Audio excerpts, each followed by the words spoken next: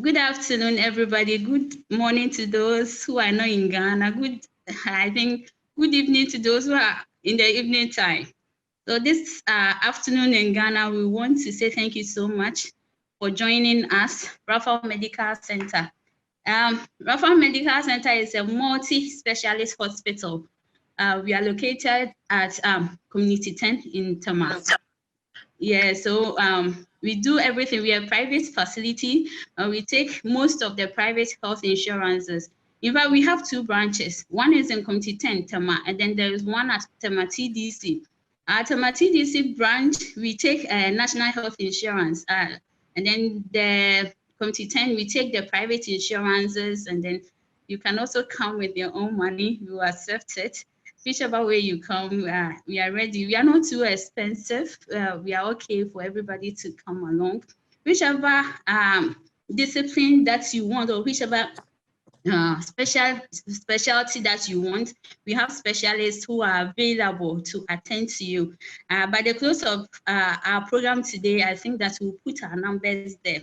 Apart from our consultations and other things, we also have taken the responsibility to educate Ghanaians or the world as a whole. So we organize these Zoom meetings periodically. And so this is not our only time that we are going to do it. We have some periods that we do. Anytime we do, we'll have you know. But we wish that you follow us on our social media handles. We'll put them there by the close of our meeting so that you can follow us. Once you follow us, you know the time that you are supposed to. We have a meeting so that you can join. This morning, we are so pleased to have you here. It's going to be interactive. It's going to be educative. We have a specialist in our midst. This morning we have it's afternoon over here. We are dedicating it to children. I think that this week I had an example. I had a 3-year-old child come into my consulting room, and he's almost 4. And one thing I noticed was that he couldn't make up even a single sentence. His speech was all jumbled up.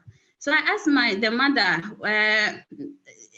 is there anything wrong with your child? Have you noticed that the speech is not so coherent? And she told me, oh, my husband says it's normal. It's because he's not interacting with other children. That is why he's not able to speak properly.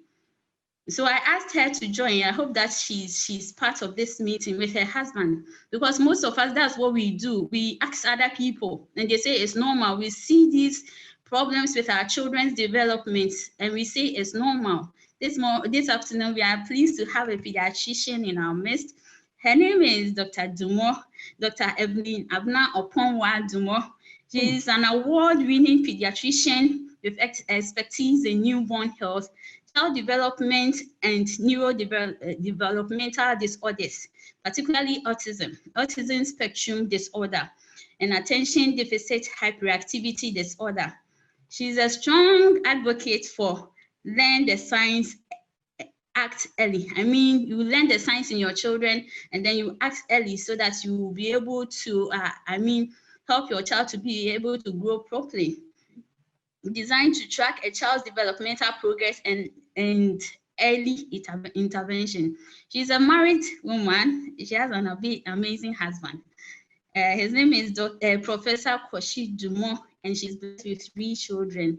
She says she loves cooking. Me too, I love cooking. It's just that we don't get time to cook.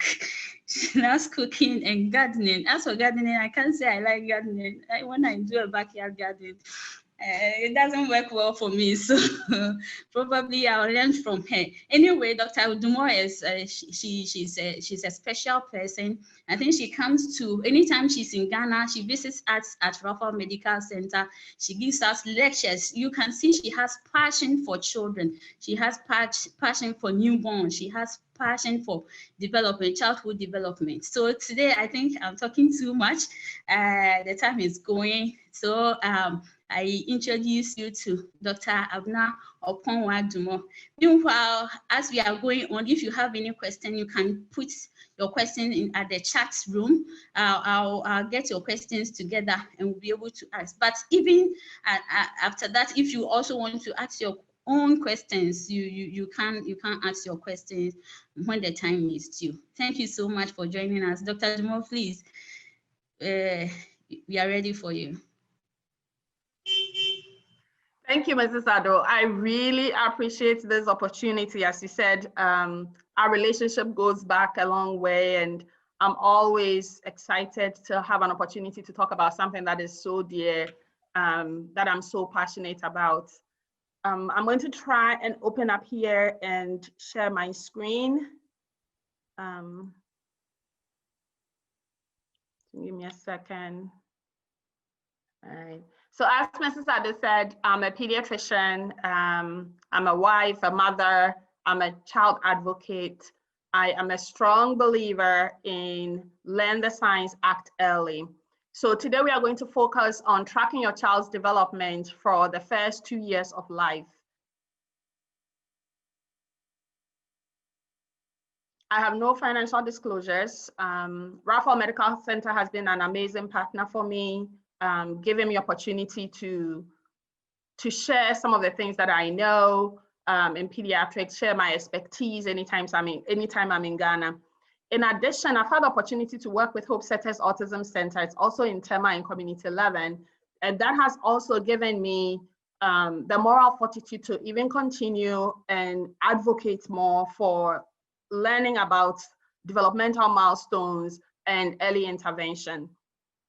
They are trying to change the narrative when it comes to autism, people living with autism in Ghana. The objectives of this presentation is to identify the areas of child development and major milestones. We will review developmental milestones from newborn to 2 years of age, and I'm going to introduce the concept of developmental health watch, which is so important for timely and early intervention. One of the most critical periods of a child's life is the first 3 years of life. The first 3 years of life, a baby's brain literally develops more than 1 million neuronal connections every second. So if we look at that and put it in perspective, it tells us how important the things that are going on in that child's brain that first 3 years. If we want a period where we want to invest and get the most out of our investment in terms of our child's health, that is the period for us to do. This period also allows the foundational blocks to be laid for future success, whether in school, in workplace, or in the larger community. So what are developmental milestones? I get this question all the time in clinic where my parents will ask me, "Doctor, is my baby developing okay? Doctor, is my baby developing okay?" A set of functional skills or age-specific tasks that most children can do by a certain age. Every baby is unique. Babies all do not grow at the same rate. However, developmental milestones offer general guidance on the changes we expect as your baby grows. Babies will acquire these skills within a certain time period. So it's important for us to know what we are watching for during that time period. The importance of this is that 80% of a child's brain develops the first 3 years of life. By 5 years of age, 90% of a child's brain is already developed. So we can't wait for the child to be 8 years old before we start interventions. We want to do that early. A child develops about 1,000 words during the first 3 years of life. Why are developmental milestones important? Because of early intervention. Early intervention and providing services can change a child's developmental path. It can change how that child is going to grow, and it improves outcomes for children, families, and communities. Research in Ghana that I've looked at tells me that the age of diagnosis of children with autism is about 8 years of age. That alone has taken away the first 8 years that we could actually start doing intervention. So it's so important for us to be able to know these milestones so we don't wait too long to be able to get help for our kids and families. The second thing why developmental milestones are important is because it could be a sign of some medical problem. It could be because the child can't hear. It could be that the child cannot see. It could be that the child has problems with motor development. maybe has cerebral palsy, maybe the child has autism. If we can pick up these signs, then we'll be able to reach out for help earlier. And sometimes it could be something simple that we need to do. Maybe the child needs more tummy time. Maybe you need to engage with your child a little bit more. So it's important, because if we can look at, if we know what we are looking for, we are able to pick them up early. The areas of development that we are going to focus on are social emotional, language and communication, cognitive, and physical development. I love this quote by Benjamin Franklin. Tell me and I forget. Teach me and I remember. Involve me and I learn. Children love involvement because that's how they learn. They learn, speak, act, play, and move. These are the basic foundations for healthy child development. What does social emotional development mean? Social emotional development is about learning values, acquiring knowledge and skills. It's important when it comes to interactions and building relationships, how a child responds to different feelings and emotions. An infant can experience, express, and perceive emotions even before they fully understand them. That's why sometimes a baby may frown at something, may smile, may show these different emotions. They may not fully understand them, but they are already beginning to show them. Language and communication has to do with the understanding and use of language to serve a purpose. So when we are using words, when we are talking, we are using it to connect with others, express our needs, play, attention, listening. When we are talking, that's expressive language. When we are understanding what other people are saying, that's receptive language.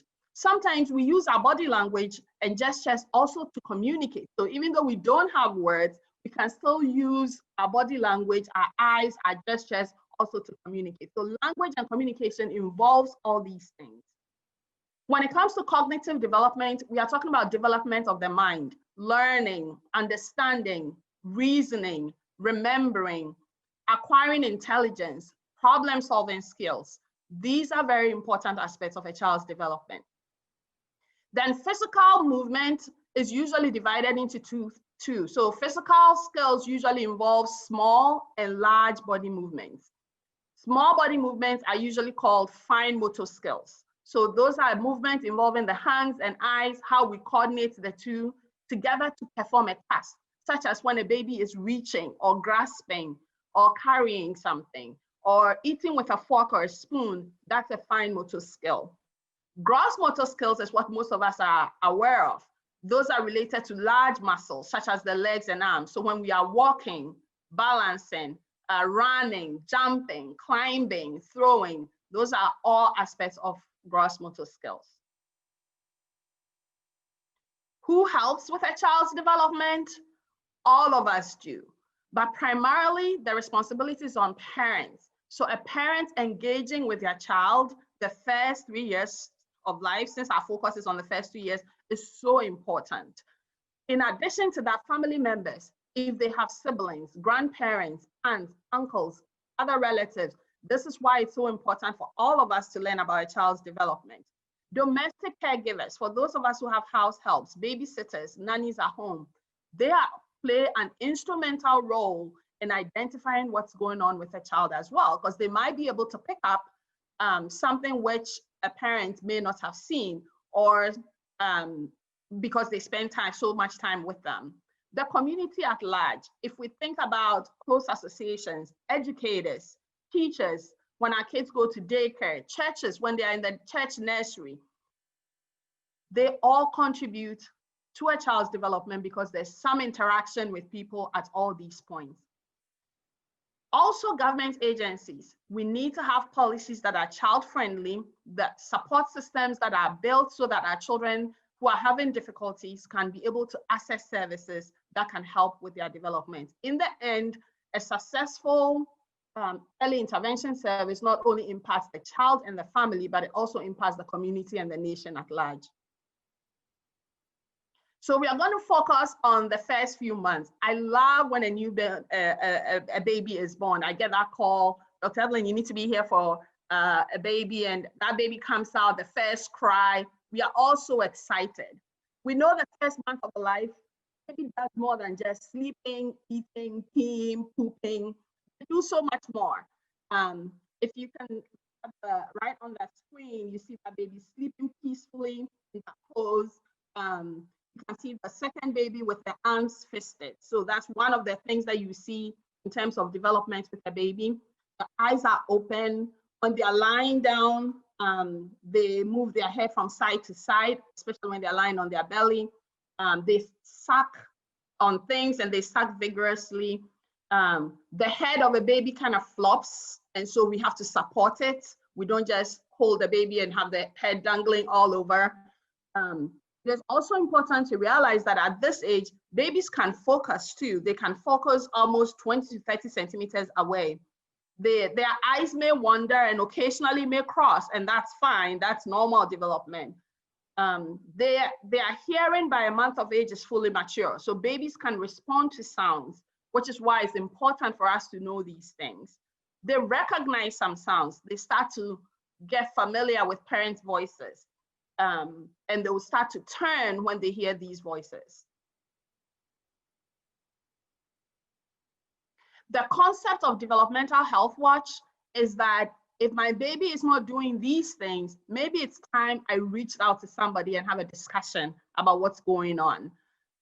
So when a baby has poor suck and feeding the first month of life, if they are not focusing on an object which is close by or moving their eyes from side to side, if they don't blink when a bright light is shown, they don't respond to loud sounds, if they are rarely moving their arms or legs, or they seem stiff, if they seem to have excessively loose, in their limbs, or they are floppy, as we call them, if their lower jaw is trembling constantly all the time, even when they are not crying, it's not unusual for babies to make jerky movements, but as they are lying down, they're just continuously making jerky movements. These are all things that means that we need to have that baby look. 2 months of age, I always say that 2 to 6 months of age, I almost feel like it's the age where you start to realize who this baby is. So social emotionally, they are beginning to develop a social smile. So if you look at this, all these babies, their smile, they are looking at a parent or a caregiver and they are giving a smile back. So they are starting to show these social responsive smiles. They can briefly calm themselves and suck on their hands as the baby in the blue shirt is doing. They love looking at their parents. They'll look at your face. They're starting to coo and gurgle. They are turning their head to sounds. They hear something quickly, they'll dart and turn. They watch your face intently, so they are engaged and they want to see what's going on. They are beginning to follow moving objects. So something tracks, we call it tracking as well. They'll be able to turn their eyes and follow it. If you are engaging with them and you don't change activity, they start to get bored and then they are fussy and they cry. Very normal. It's like it's time to do something else. You constantly have to engage with them. When you put them on their belly, just like this baby up here, they raise their head and chest when they're lying on their stomach. And they hold their head up really well.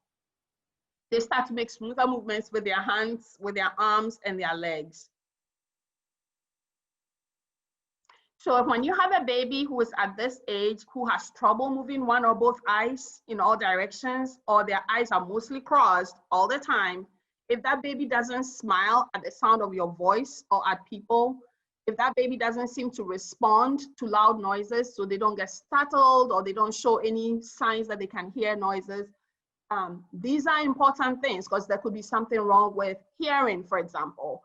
If the child is not following movements, moving objects with their eyes, there could be something wrong with vision, for example. Babies can have cataracts even when they are born. And so it's important for us to watch these things. If they're not paying attention to new faces, it could be that they can't even see.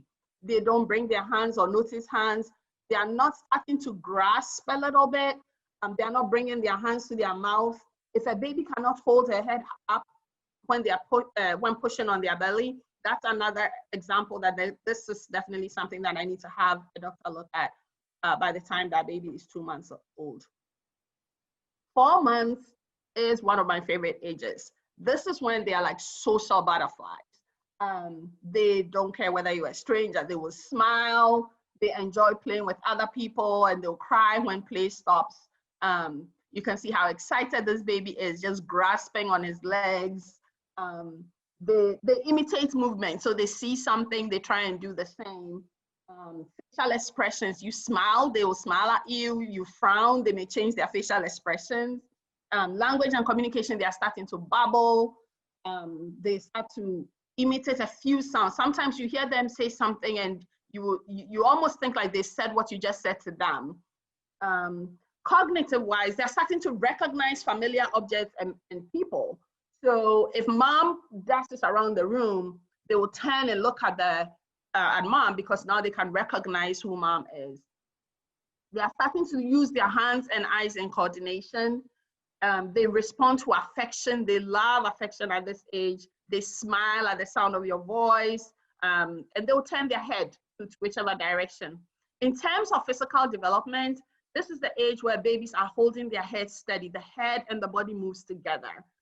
They support their upper body with arms when they are lying on their stomach. They start to roll from stomach to back, just like he's doing right here. Then they bring their hands to the mouth, just like this baby is doing right there, at the same time turning to look, almost engaging as well. And if you look at their hands, they are open. So they open and shut their hands easy. It's not fisted. It's not in a tight fist. When you hold them, they should be able to push down their legs on a firm surface. If they are not doing that, that could be a sign that there's something wrong with their hips. So they need to see the doctor for that. Then developmental health watch. If a baby at this age is not watching things as they move, the eyes are crossed most of the time, they're not paying attention to faces, this could be something wrong with their vision. This is important for us to have that baby checked out. Or if they have trouble moving one or both eyes in all directions, it could also be that something more serious is going on with their vision. If that baby is not smiling at people, it could be that the baby can't even see that there's somebody there. Not cooing or making sounds, that could mean that the baby cannot hear at all. So they are not turning their head to locate sounds, they're not trying to imitate any sounds because they really cannot hear. And remember earlier on, we have talked about hearing is fully mature by the time they're about a month old. So they should be able to hear. And so if they are not doing any of this, this is a red flag. You need to be able to take that baby to have the baby checked out. Or if they can't hold their head steady or support it, that's another concern that could be for maybe there's a neurological problem, maybe the baby's tone is not good. This could be something related to motor problems. These are important things as well. If the baby can't bring things to the mouth, is there something wrong with the baby's arm? If they are not reaching for grasping, or if they can't push down legs when they're on a firm surface, that is something very important that needs to be checked out.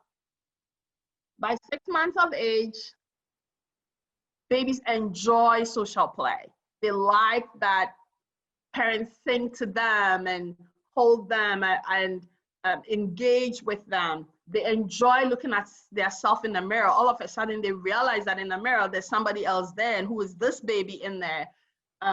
They respond to other people's emotions, and they are super joyful. They start to know familiar faces and start to pick caregivers. So a 6-month-old, if they haven't seen a cousin or they haven't seen a grandparent and they come and you hand them over, they're a little hesitant. They want to hold on to their mom or dad. They want to hold on to the people they're familiar with. In terms of language and communication, they know their name. This is why it's important for us to call them by their name.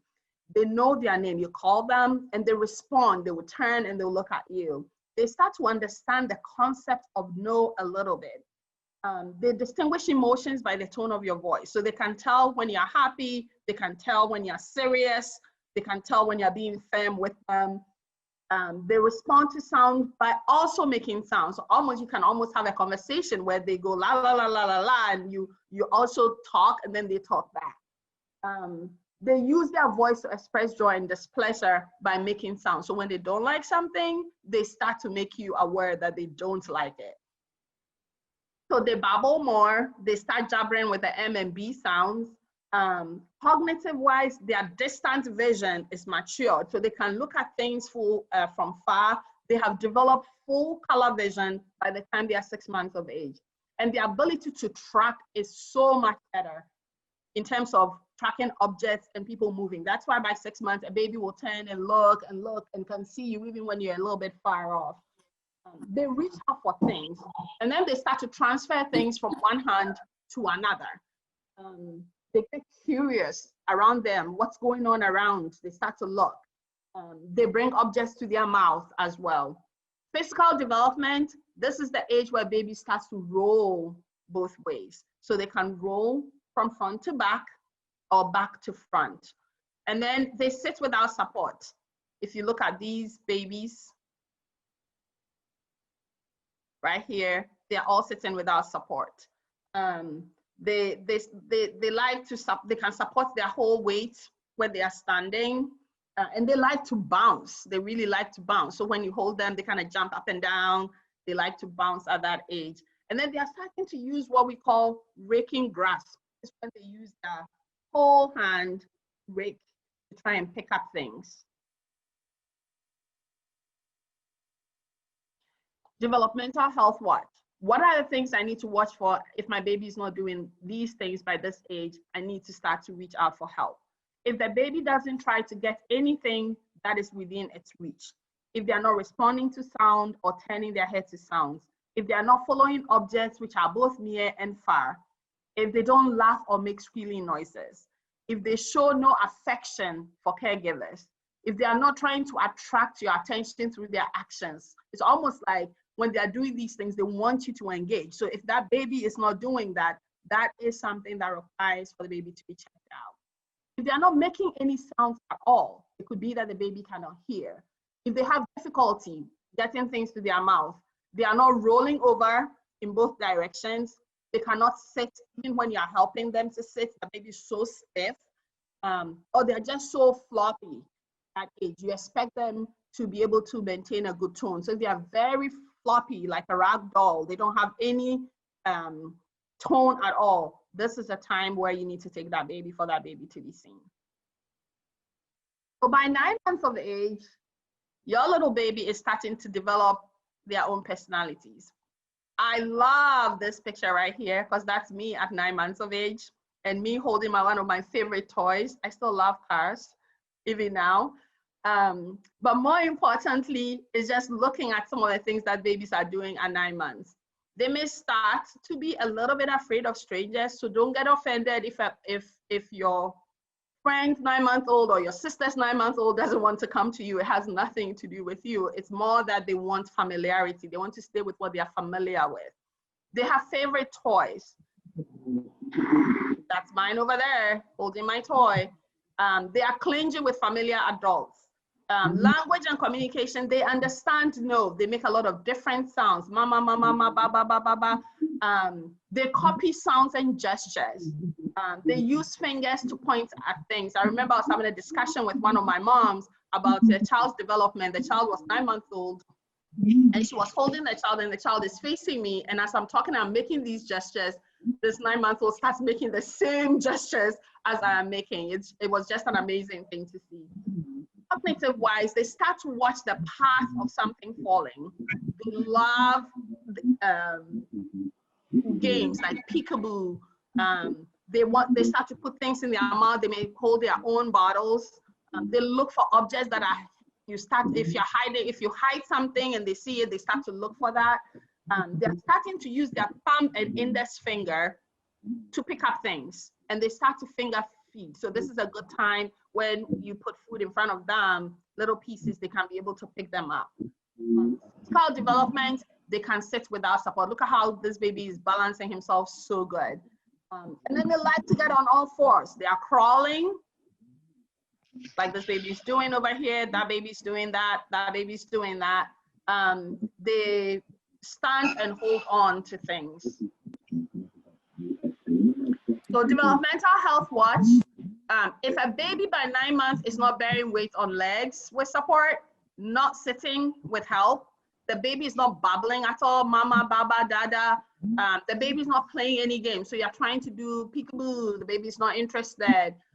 You're calling the baby is not responding to their name. The baby doesn't seem to recognize who you are or familiar people. The baby's not looking, right? So sometimes you point and the baby should be able to turn, using his eyes and turn his body to look at what you're pointing to them. If that baby is transferring one toy from one hand to another, those are all signs that can be concerning. 12 months of age, your baby is starting to show and develop into its own personality. So sometimes they may be shy or anxious with strangers. They cry when their mother or father leaves. They prefer their regular caregivers still. You can see how this baby is distressed and crying. They start to show favorites and specific preferences for certain people and toys. So they have their favorite toys, just like they're doing. They may be fearful in some situations. They are also finger feeding. They're repeating sounds, actions, and gestures for attention. That's getting better. They are putting their arm out right there. And they may hand you a toy. They may give you a toy or something, a book, something they like. They start to do that at that age. In terms of language and communication, this responds to simple requests, bra, and then the child will start to move. J, and the child will give their, reach out and get it. They respond to no, they understand the meaning of no. They are using simple gestures such as shaking the head for no, or starting to wave bye-bye at people. They are babbling and making sounds more, but it's almost like they are talking, because the babbling and the sounds that they are making almost sounds like speech. They are saying dada and mama. They find something exciting and they'll use an exclamation, uh-oh. They are trying to imitate words by saying words that they've heard. So be careful what you say to your babies if you don't want them to repeat it. They are exploring objects in different ways, like shaking things, banging things, throwing things, dropping things into a container. They find hidden objects easily. They look at pictures, and if you point to something and they've seen it before, they know what that is. And they are still copying gestures too, so they're still imitation. They are getting better at imitation. They're beginning to use objects correctly. So if you give them a cup, they should be able to drink from that cup really well. They know brushes, or they can pick up their parents' phone and then start to punch the numbers. Now we have smartphones, so all these kids come in and they know how to like swipe things so quickly, and they start to poke with their index finger. Physical development at this age, most babies can get from sitting position without help. So they can get from sitting to standing. They can pull themselves up to stand. If they are not independent walking, they can hold on to furniture and move along it. We call that cruising. In addition to that, they may walk maybe 1 or 2 steps, and sometimes they will stand without support.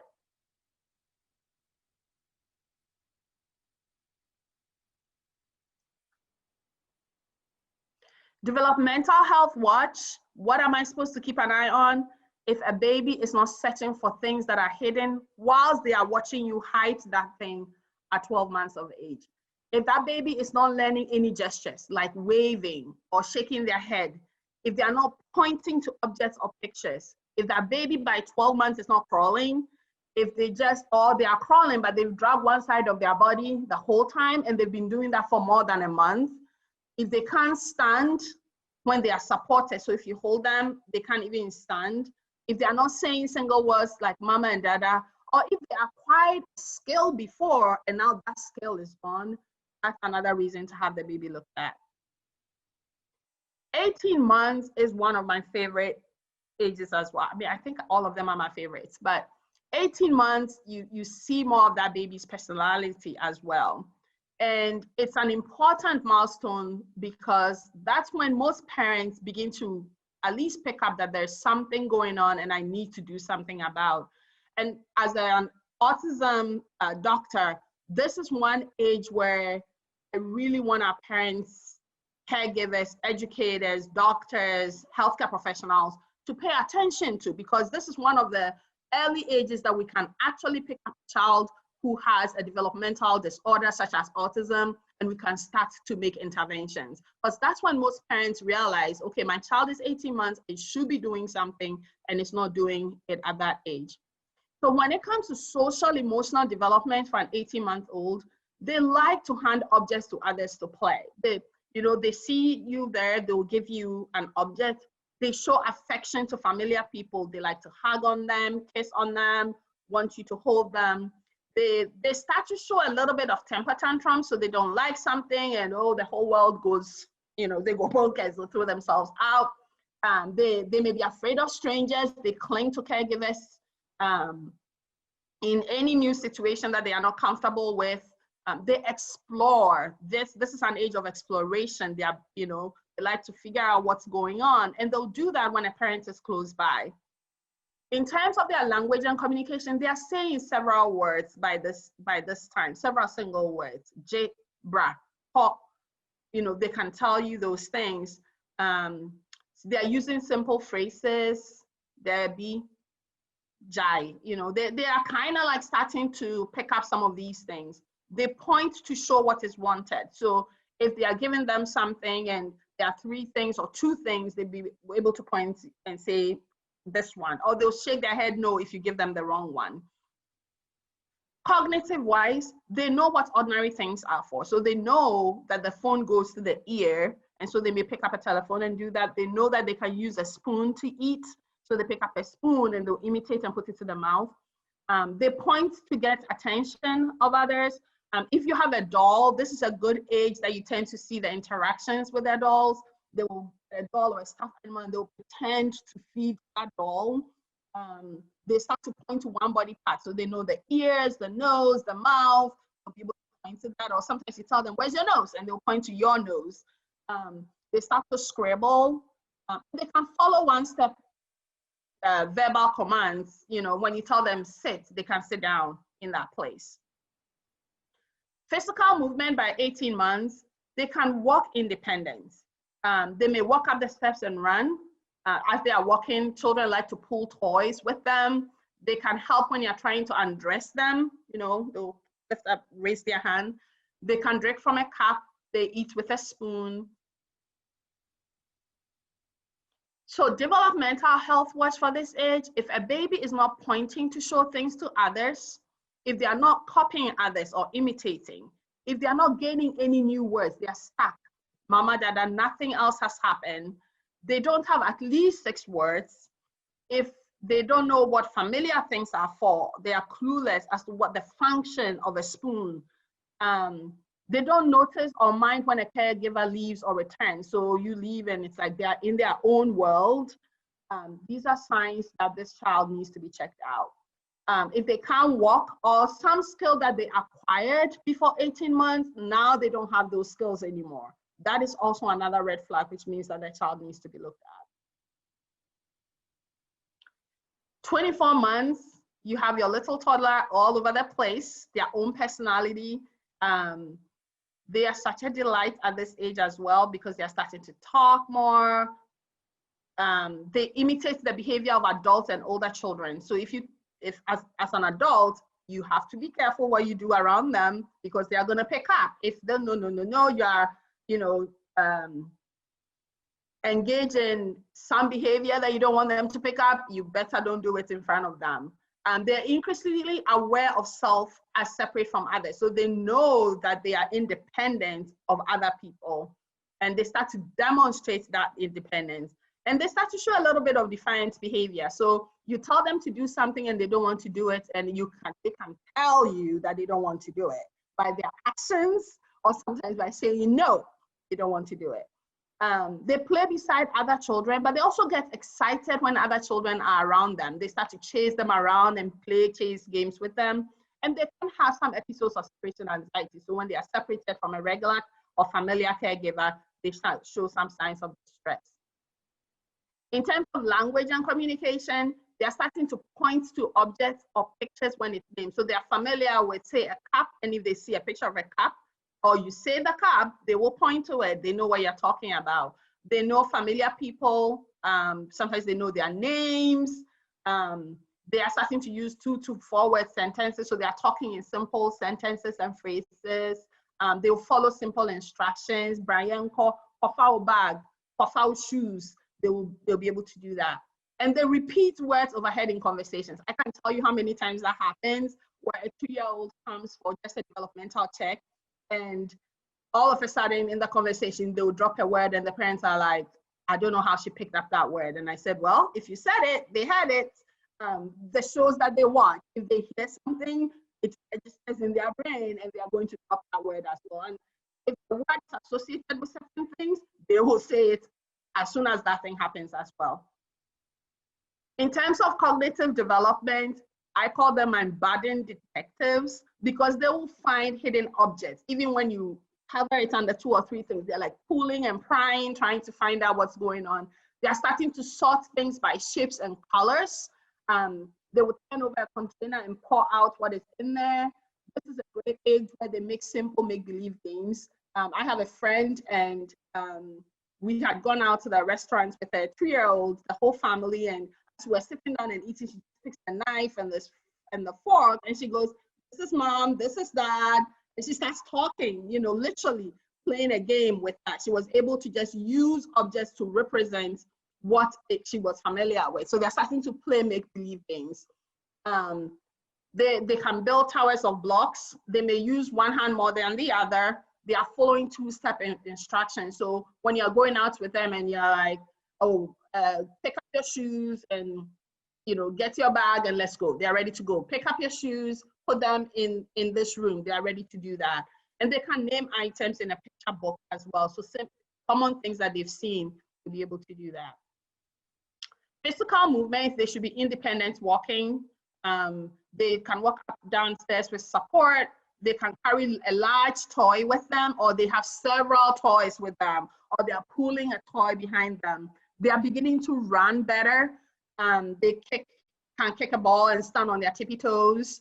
They climb onto furniture, down, up, with no fear, and they do that without any help. And they are starting to throw a ball overhand. So they pick up a ball and they can throw it as well. If they pick up a crayon or a pen or a pencil, they can scribble spontaneously, you know, just copying straight lines and wiggly lines. They are pretty good at doing that.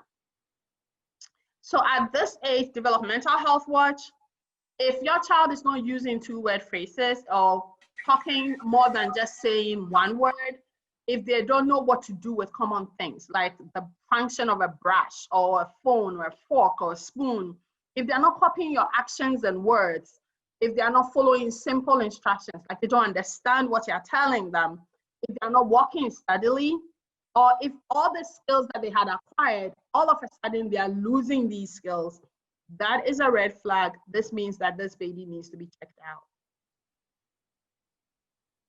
So I tried to look at what local resources is available in Ghana, since most of us are in Ghana.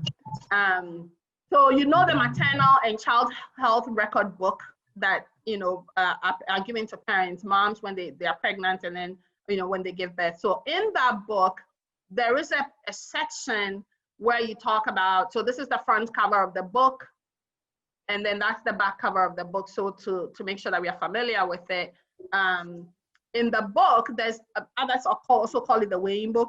In that book, there's actually a page. When you go to page 58 and 59, they talk about some of the signs to watch for. But 59 really talks about some basic developmental milestones. It's not detailed, but it's good enough to kind of on some of the points that we need to look at, or some of the points that we've discussed.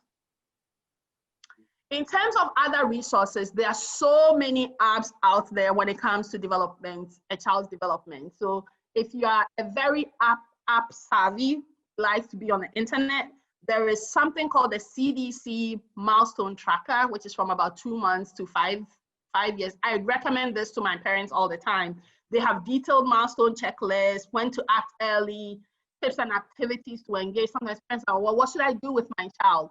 You have 8 activities you can do with your child to promote that child's development. They have milestone quick view and my child summary, and it's free. We all love free things. This app is free. It's both in the App Store and Google Play, so you can easily download it. There are some other apps there that you have to have some in-app purchases, but like Kinido is one which has gotten some great reviews. Baby Sharks as well. They have activities, videos, development plans. In terms of websites, my favorite website, in addition to the CDC milestone tracker, is the American Academy of Pediatrics has healthychildren.org, and on there, there's something called Ages and Stages. And each age of a child, it talks about some of the developmental stuff that you can watch, in addition to other things that promote that child's growth.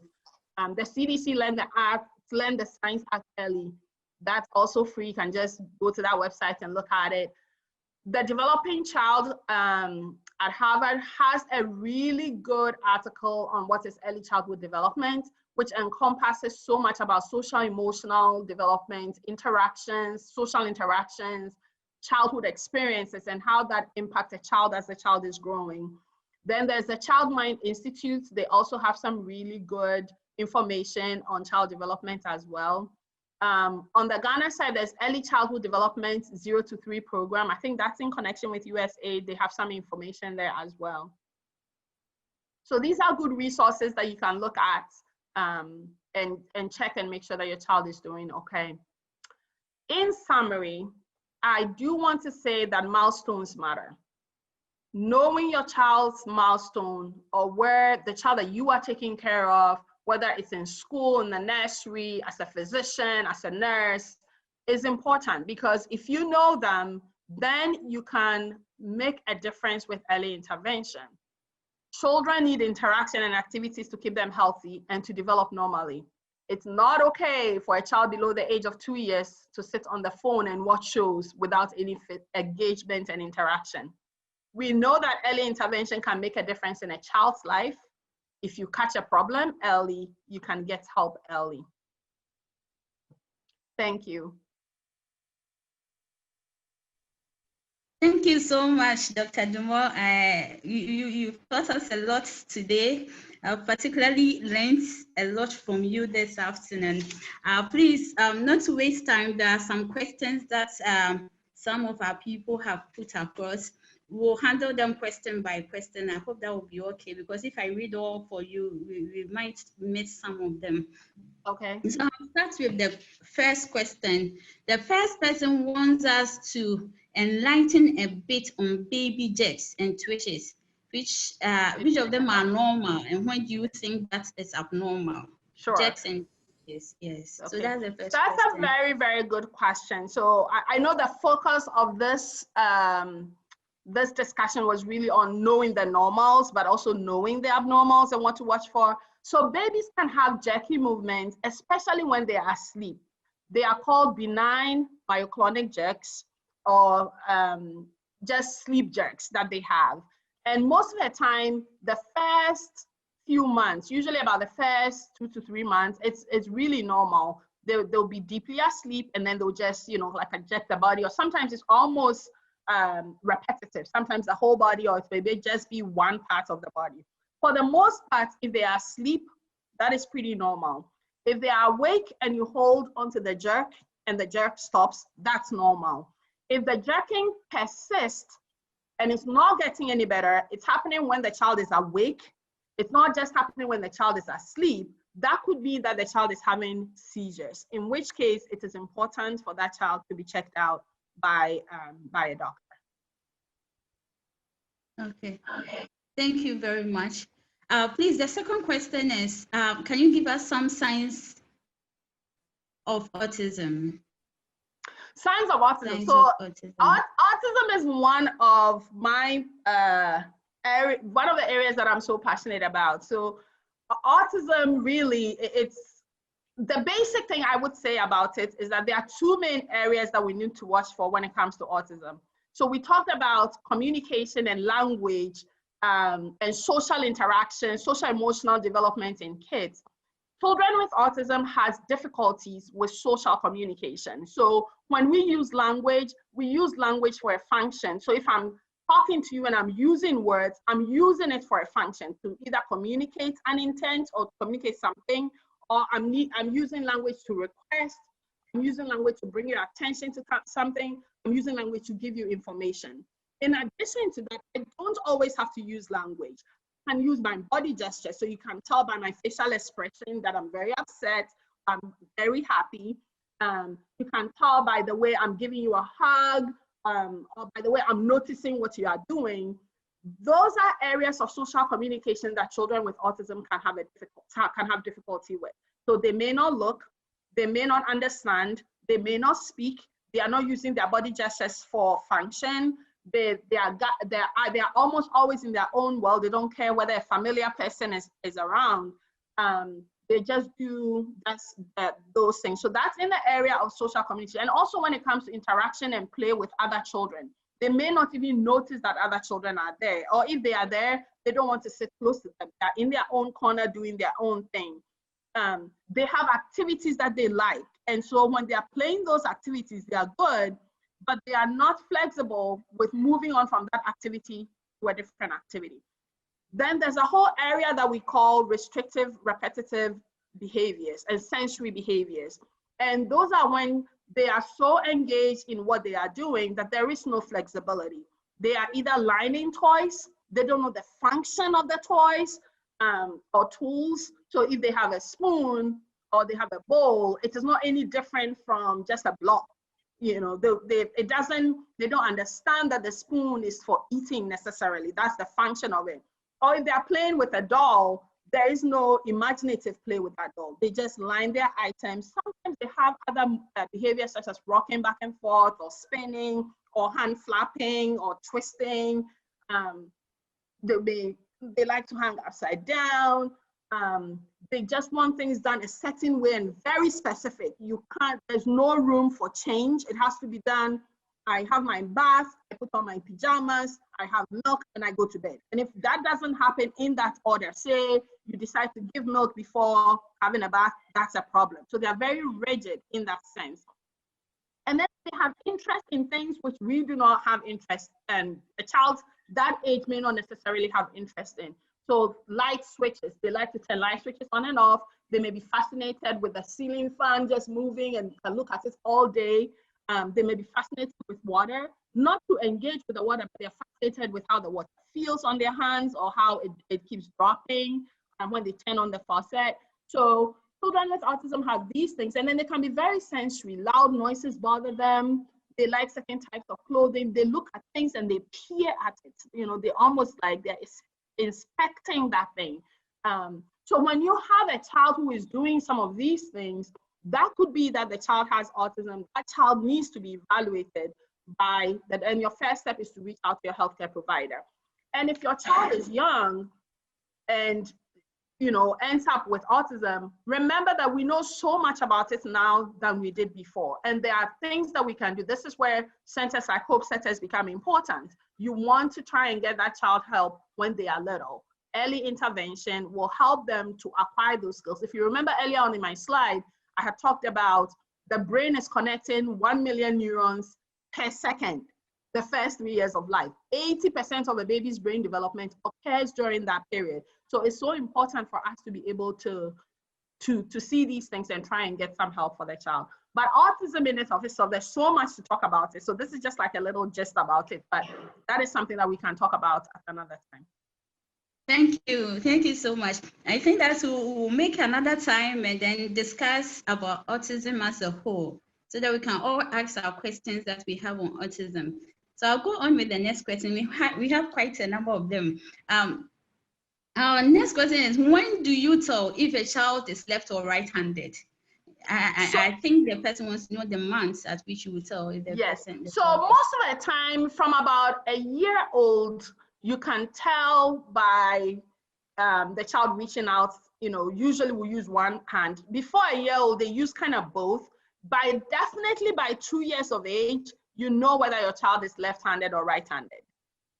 Okay, all right. Thank you. The next question, how healthy is it to put a baby on the stomach? I mean, when the baby is lying down on the stomach, how healthy is it? So we promote a lot of having babies sleep on their back because of something we call crib death or sudden infant death syndrome. If a baby is lying on their belly when they are too young and they are not being watched, and because they do not have good neck support, they cannot control and hold their heads very well, it is very easy for them to flop over and occlude their airway, and that can be a problem. And so as much as we promote putting your baby on their back to sleep, we also promote when a baby is from about 6 weeks going to give them some tummy time, because we want to make sure that they are able to develop those strengths in those upper core muscles, able to hold their head up as they're getting older. And so long as you are watching, it is good to do tummy time for these babies. If you are not watching, you do not want your baby, your 6-week-old baby lying on their stomach with, just by themselves. You definitely have to watch, and you can do tummy time intermittently during the day. Sometimes they hate it, they don't like it, but you definitely want to try and do that. So tummy time is safe when you are watching from about 6 weeks going, but when a baby is going to sleep, that baby needs to sleep on its back. Okay, thank you. So does that mean that before 6 weeks is not good to put a baby on the tummy? Well, you can do that when you are watching, right? So the main thing is making sure that you are watching so that the baby is not stuck in there and not suffocating. But definitely by 6 weeks, the head and neck control is so much better that you have a better chance of them being successful as doing it. When they are newborn babies and you put them in that position, there's always that risk of them blocking their airway. Okay, thank you. Our next question: how true is it? Is this theory that immunization or vaccination is the cause of autism, especially in Black babies? Is there any truth in that? So what the research is saying is no, there is no association. I always look at it in terms of, if something causes something, then if I move from point A to point B, that should give me that outcome to point C, right? So if vaccinations cause autism, then we should see a tremendous amount of number of autism cases, because so many people are immunized. But we don't see it that way. What we see is that there's a vast majority of children with autism that we don't know why they have it. There's about a third of them that we know that it runs in families, and there's about a third of them that there are some genetic syndromes that are associated with it. There's been so much talk about immunizations and autism, but more and more and more science is telling us that it is not related. That's what research is showing us. Okay. And there's always room for us to learn more. So we don't know. There are more things are going to come up, but right now what the science tells us is that immunizations do not cause autism. All right, so I think that we can, as at now, based on the researches that have gone through, we can safely go and vaccinate our children, because yes, I think that in everything to the advantages and disadvantages count. These are diseases that we are vaccinating against are deadly diseases. So it's better that we vaccinate our children so that we keep them safe. Sometimes we don't vaccinate them, and then they end up infecting other children. So for the safety of our own children and that of others, it is best to vaccinate, at least for now. Yes, we do. We promote immunization. My children are immunized, all of them. So I couldn't agree with you more, Dr. Mensah. All right. It is safe and effective. Yeah, thank you so much. So the next person is asking, I think that the baby is sucking a finger. How healthy or unhealthy is it? That is so, like, finger sucking. That is so normal in babies. I mean, babies love, they start off with discovering their fingers and wanting to suck on them, and there have been ultrasound of babies, even before they are born, where they are sucking their thumb in there. So it is something that babies do. I think that at some point they stop doing them. So it's not dangerous in that sense. Sometimes they use it as a soothing mechanism. I think it's more preferences as to parents and culture as to what they want. Some parents are like, absolutely not, some people are more open to it. So it's not harmful in that sense, and they eventually will stop doing it. Okay, and that's a good thing. I think that that will prevent us from putting quinine on the fingers of our children and Definitely, all those definitely. things. Yeah, some threaten the children with knives and then bleeds and all that. So I think that we all here will be able to stop that act, allow the child to be themselves. Probably we should do more of cleaning their hands more often, so Yeah. that And maybe they don't engaging get them, with that hand as well, so that the hand is busy. When the hand is busy, there's no time to suck. Yes, no, yeah. Thank you. So the next person wants to know, the 3-month-old child has rashes at the face. Should I be worried? What should I do? 3 months old with facial rashes. Oh, 3-month-old with facial rashes. Yeah. I think that should be something that if you're worried, it depends on the type of rash. Babies get a lot of rashes. They have sensitive skin, so they definitely get a lot of rashes. I think that if it's something that you're worried about, you probably need to have it looked at to make sure that the rash is not an atypical rash, or sometimes it's simple things. Something may be irritating the skin. Sometimes it could be something else, eczema. So you definitely want that looked at if it's something that you're worried about. Anytime you have a baby with a rash that looks like vesicles, you definitely want that baby looked at. Okay. All right. So my 4-month-old, my baby is 4 months old, and he is not interested in sitting. He stays awake longer and sleeps less. It looks like baby is 4 months and doesn't want to sit at all. He's always awake. So always awake and not sleeping. Well, you have to remember that by 4 months, these babies are social beings, right? They are looking around, they are looking for interaction. The first month of life, most babies are sleeping about 18 hours out of the day. Then as they get older, they tend to be more awake, more alert. They stay longer awake, more alert, because they want to engage. So, and 4-months-old are not supposed to sit independently, right? 4-months-old usually they sit with some support. So when you hold them and they sit on you. But if baby is stiff at 4-months-old and you cannot even get that baby to sit at 4-months-old, then that would be something that you want a doctor to check out. But other than that, it's not unusual for a 4-month-old to be more awake, because that's how they are built. As they get older, they are more awake and they sleep less. They can sleep overnight, or they may wake up to eat overnight. They may wake up 1 or 2 times. They start to self-soothe. Sometimes they wake up, they soothe themselves, and they go back to sleep. So the older a baby is, the less likely they are going to be sleepy. They are going to be awake more. They'll have more periods where they are awake. Okay, thank you. So the next question, 18-month-old and above. I think that the child is passing stools frequently, probably more frequently. And so, but the child looks healthy. There doesn't seem to be anything wrong with the child apart from the stooling.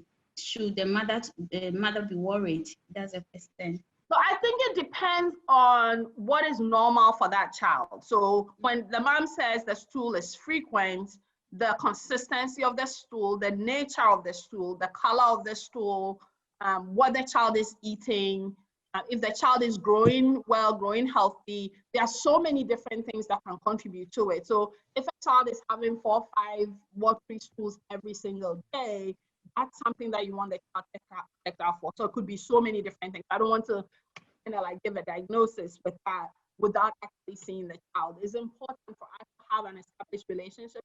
Everyone, you want to take the child, Raphal, let's check this baby out and make sure that everything is okay. And if it's not, then the doctor can advise you as to what needs to be done. Okay, all right. So I think that this next question, the person was a bit late. And so probably you give us a recap on what a parent should look out for in a month-old baby. When the baby is about a month old. So yes, most 1-month-old babies are very, the first month they go from sleeping, eating, like I said, it's more than just sleeping, eating, peeing, pooping. They start to make more jerky movements. They are, they wake up, they start to look at faces. They tend to be more, they can focus on you. They are moving their hands, and so sometimes they do these jerky movements, which doesn't necessarily mean there's something wrong with them. So you have all of that to look at in terms of being, and if their eyes may cross sometimes, but not all the time. that's another important thing for us to watch for, because babies can be born with congenital cataracts and they cannot see at all. And so if there's something going on, your baby's eyes are always crossed, that's something that you want to look at as well. So that's kind of like a basic things of what they do at that 1 month period. They have tone, they move, they cry. Crying is like the primary form of everything they do at that age. But also recognizing that they have other things, other skills that we need to look at. Okay. All right. So with our next question, please, what does one do to an older child about 3 years who doesn't speak in many sentences understandably? And sometimes the sentences are made of the right words, but the words are jumbled out. 3-year-old child. That is such a good question, because that is one of the ages that parents will also begin to pick up. My child is not kind of like talking have their own jargon, or they're making up their own words instead of talking appropriately. So that's a child that may need to be looked at in terms of development. So you could see a physician to make sure that the child is developing okay. And the reason why I kind of put up Hope Setters is that Hope Setters is part of the Autism Society Network in Ghana. So if something with developmental delays, they might be able to guide you one way or the other as to who you could see. But usually by 3 years of age, about 75% of the child's speech is understood. And that's another milestone that we'll talk about too, hopefully, depending on how this goes. But do you think that if the child is not making sense, you, the primary caregiver, cannot understand what they are saying by 3 years of age, you need to have that looked at. Oh, sorry. Hello? Yeah, okay. Hello, sorry. I think somebody is somebody's mic is unmuted. So please kindly mute. Let's all mute our mics if you are not on the floor. Thank you, so that we'll not bring any disturbances here. So somebody is saying that the baby cries a lot in the night and sleeps a lot in the daytime. Baby has decided not to sleep at night, but sleeps during the daytime and cries a lot at night. Should I be worried? How old is the baby?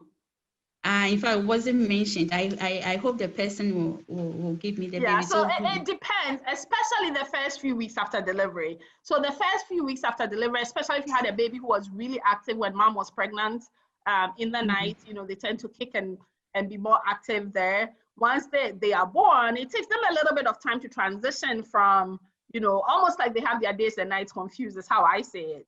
And then with time, they figure it out, okay, daytime is when I'm more active, nighttime is when I sleep. So I think it depends on the cry and what it is and how old the baby is and what's going on. We also have to remember that crying is the primal form of communication for kids at this age. When they're hungry, they cry. When they are wet, they cry.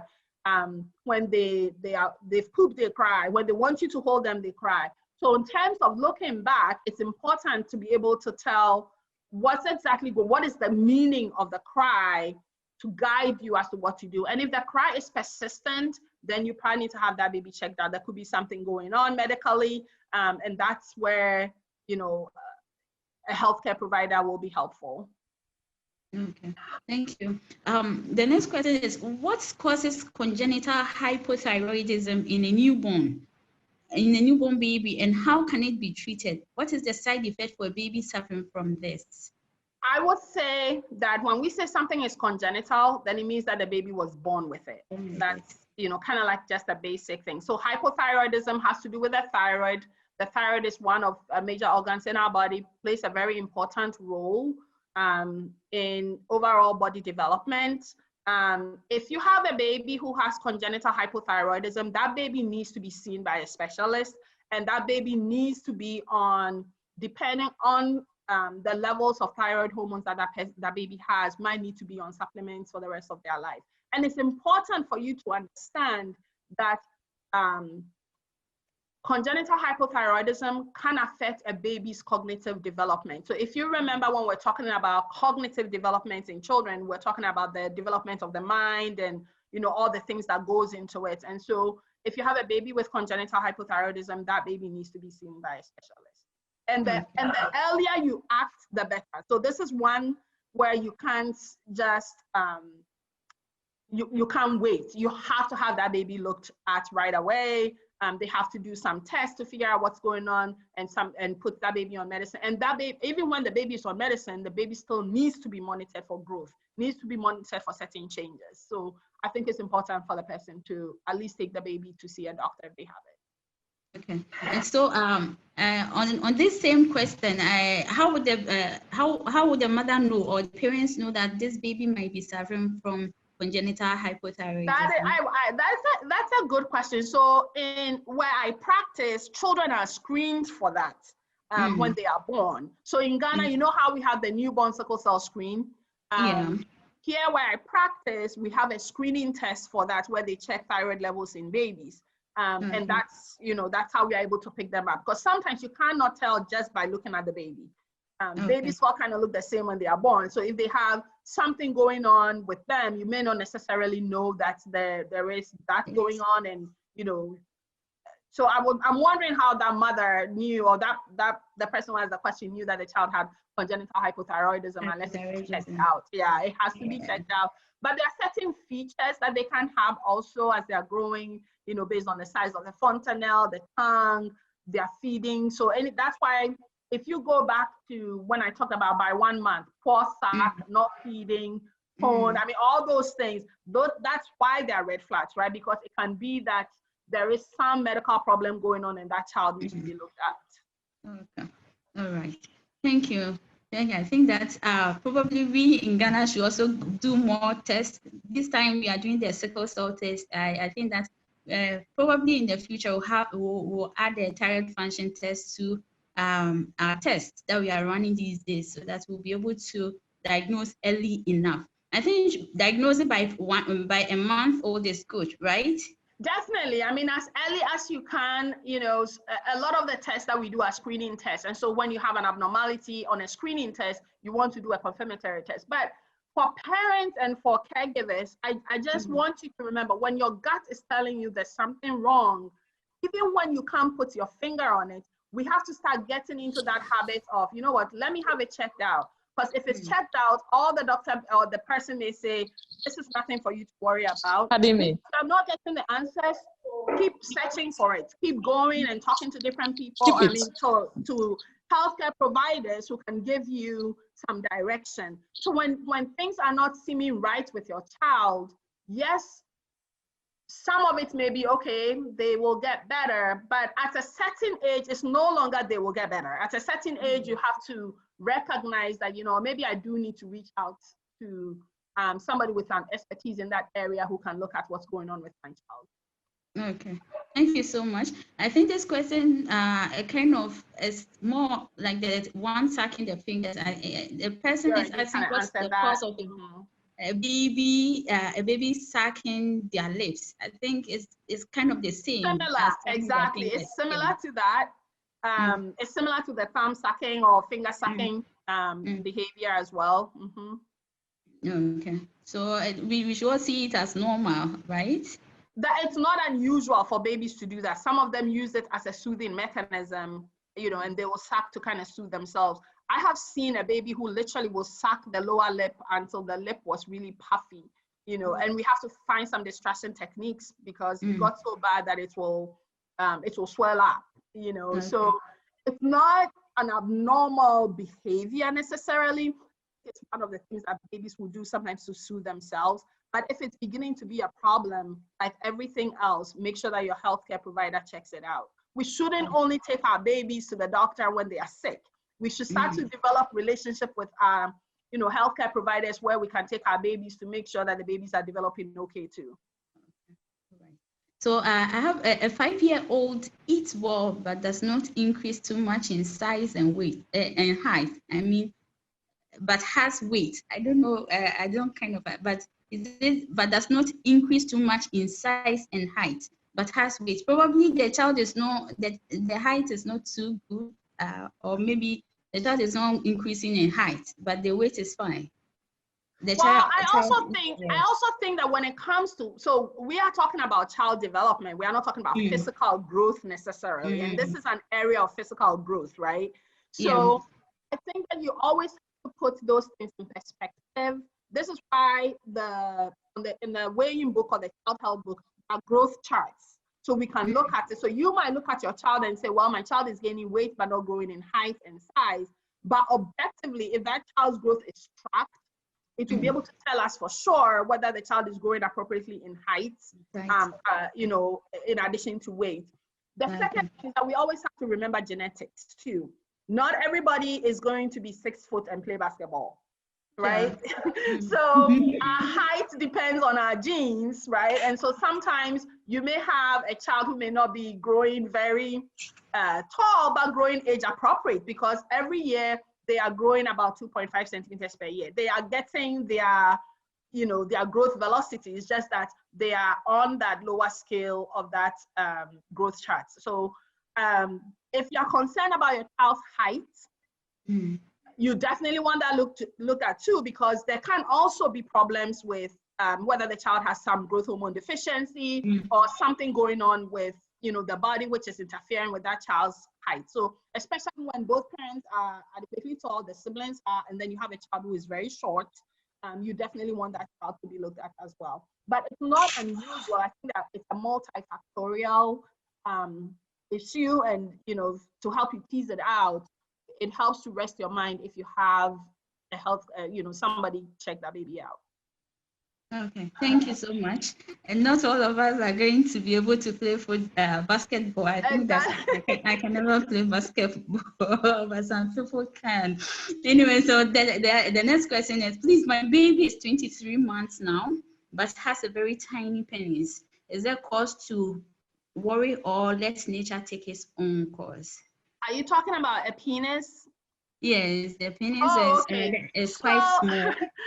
So, I mean, I think tiny is, how do I say it? Tiny is relative.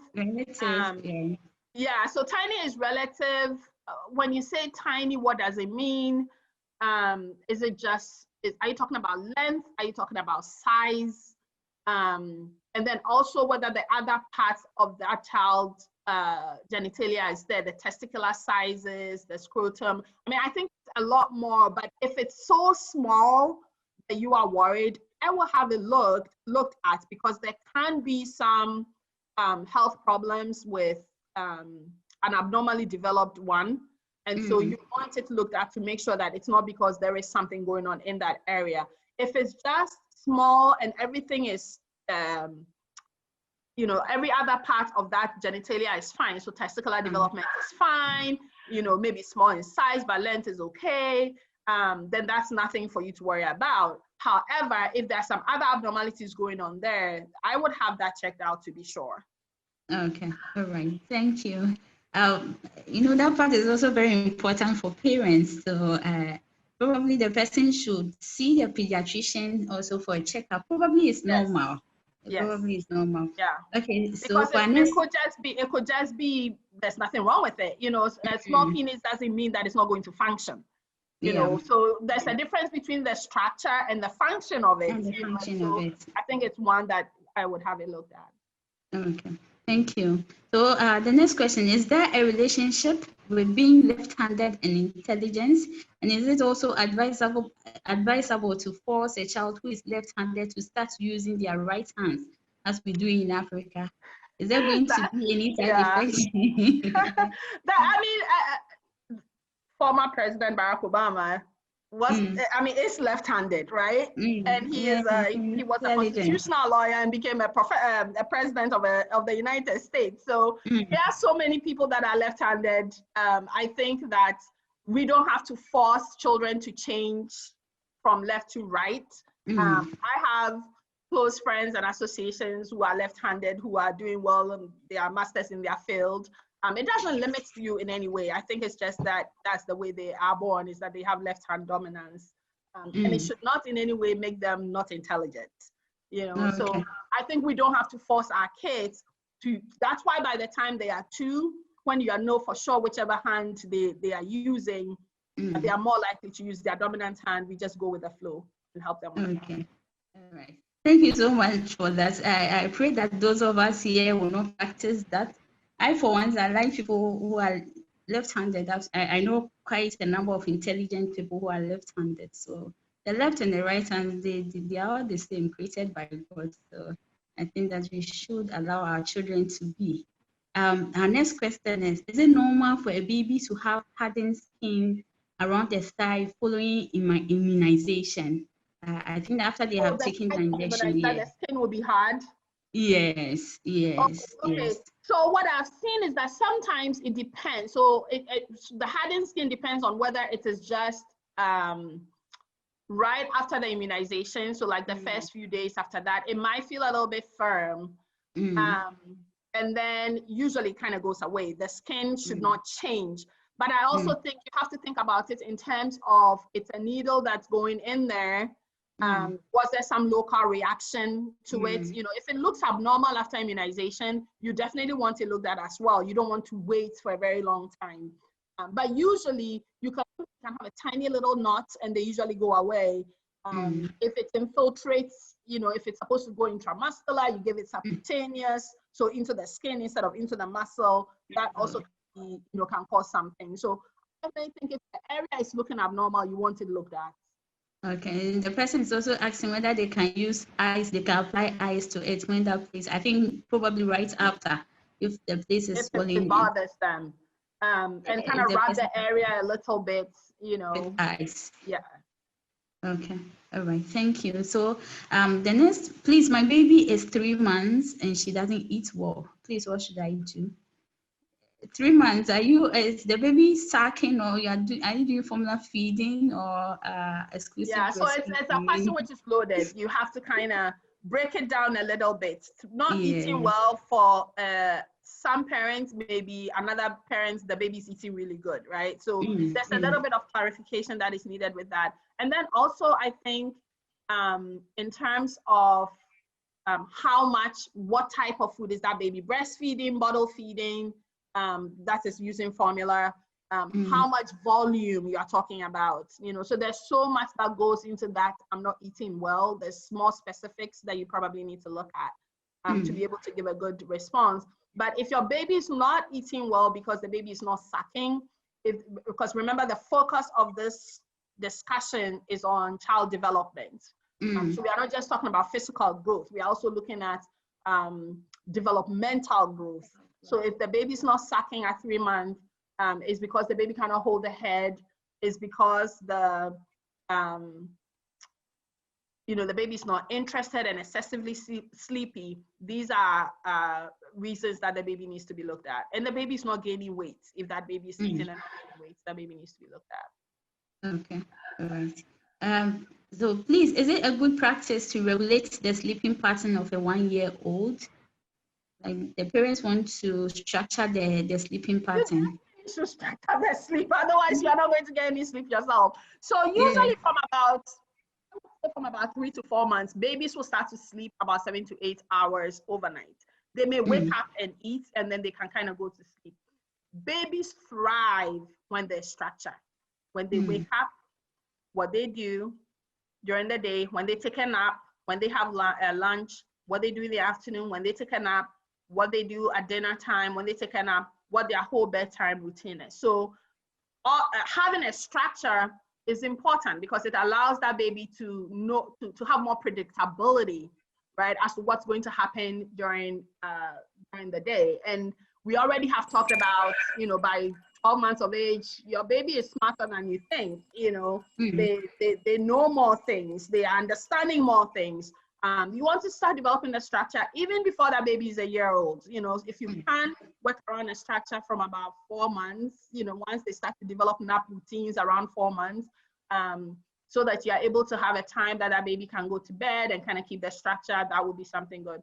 If the baby is not sleeping at all because there's a problem, that's a whole different thing.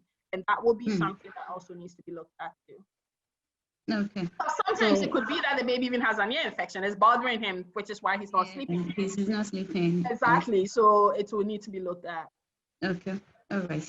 Thank you. So, this person said, "Good afternoon. My baby is 13 months old and is still not walking. She stands and claps her hands, but always needs support before she can walk or move her legs. Please, when will she walk? Because I'm worried. She also has rising, so it means she spikes temperature sometimes. So I will focus on the development part. I think if the baby is having fever, you do have to have the baby seen. But in terms of the baby not walking, it's not unusual for a 30-month-old not to walk independently. So usually, if you look at the milestones, we talked about if by 18 months your baby is not walking alone, right? Then you need to have that baby looked at. So on average, babies will maybe walk between 12 to 15 months. Some babies may walk early. My mom always tells me, you walk early, by 10 months you are walking, right? So some babies walk early, some babies walk later. If by 18 months a baby is not walking, that baby needs to be looked at. So 13 months is not bad. So long as that baby can bear weight, cruise, sometimes they just need to feel a little bit more confident so that they can let go. But if they can hold on to furniture and they're moving along furniture, that's not unusual at all. So 30 months, you still have a little bit of time to work with that baby a little bit. I think from what you are saying, she's doing what she's supposed to do at that age. Maybe the walk is going to come, it's just going to come later. But I do have concern because you are saying that she has rise in temperature, and that rise in temperature to me is something that needs to be addressed. So I would have this baby checked out. Okay, all right. Thank you. And one thing I've noticed is also that sometimes mothers complain of rise in temperature and there might not be fever at all. So yes, I'll use this opportunity to advise our mothers. Thermometers are not so expensive, so that when you tell me my child had temperature, you'll be able to tell me how high it was. If you have a thermometer, I think 11 cedis, 10 cedis, 11 cedis, you should get a thermometer from any pharmacy, so that we will be able to track the temperature when you come to complain. So our next question is, what are the causes of autism?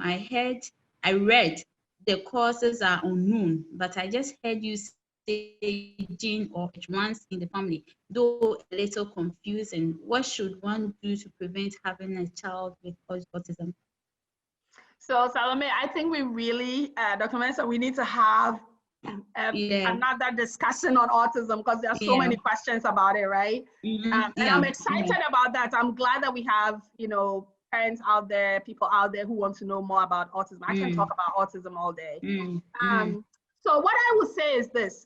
So for the most part, there is a group of kids who have autism that we don't know why they have it. Right? You can't pinpoint something and say, okay, this is the reason why this child has autism. So when they say the cause is unknown in that group of kids, there's nothing that we can point to that says this is why this child has autism. But there are things that we are beginning to learn, and that we see that some families have children with autism, so they kind of run through. So there are certain families that have a predisposition to getting autism. So they have a child with autism, a parent with autism, another sibling may have autism, so it kind of runs in the family. Or they may have other, what we call neurodevelopmental disorders. So they may have other things that are running similar, a child with dyslexia or learning difficulties or, other form of neurodevelopmental disorders that can, and those families, you tend to see that children will have that. Then the other group of kids where they actually have an abnormal gene or an abnormal chromosome that has been associated with autism as well. So when those kids are tested, they will have like a positive gene, and those genes are known to cause autism, or they are known to show the manifestations of autism as well. So in my practice, for example, if I diagnose a child with autism, I have them have a genetic test done to see whether there are any abnormal genes. And I've had some kids that have abnormal genes, or they'll find a chromosome and they don't even know the significance of the chromosome necessarily, but they are picking up things that are, we are beginning to associate those with autism. And then I also have majority of kids where there is nothing. We did all the gene panels, everything came back negative, so that will form into the category of kids that they are known. I would want to say this. If a parent has a child with autism, it is nothing the parent did. It is not because it's mother's fault or it's father's fault. This is one of the things that happen. It's like a child having diabetes.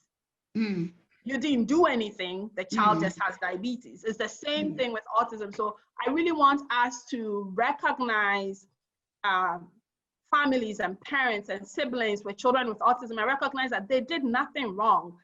You know, in Ghana, we pride ourselves knowing that children are a blessing from God, right? We hold on to that. It shouldn't matter whether that child has autism or not. We still have to be supportive of parents who have children with autism, because that child is a gift regardless, you know, and we are just stewards of it. And I'm a firm believer in that. And so there's nothing to do. It's not your fault. So you can't do anything to prevent. There's nothing that you did or didn't do. However, when we are pregnant, or when we want to get pregnant, we need to take care of ourselves, right? Because if you look at the slide where I talked about brain development, the prenatal to the first 3 years of life is critical for a child's brain to develop. So we want to make sure that we are not, you know, drinking things which is going to affect the baby, eating things which is going to affect, you know, that child's development. We have to be careful what we eat, what we drink. We have to watch just for the overall development of that child. But it's not your fault.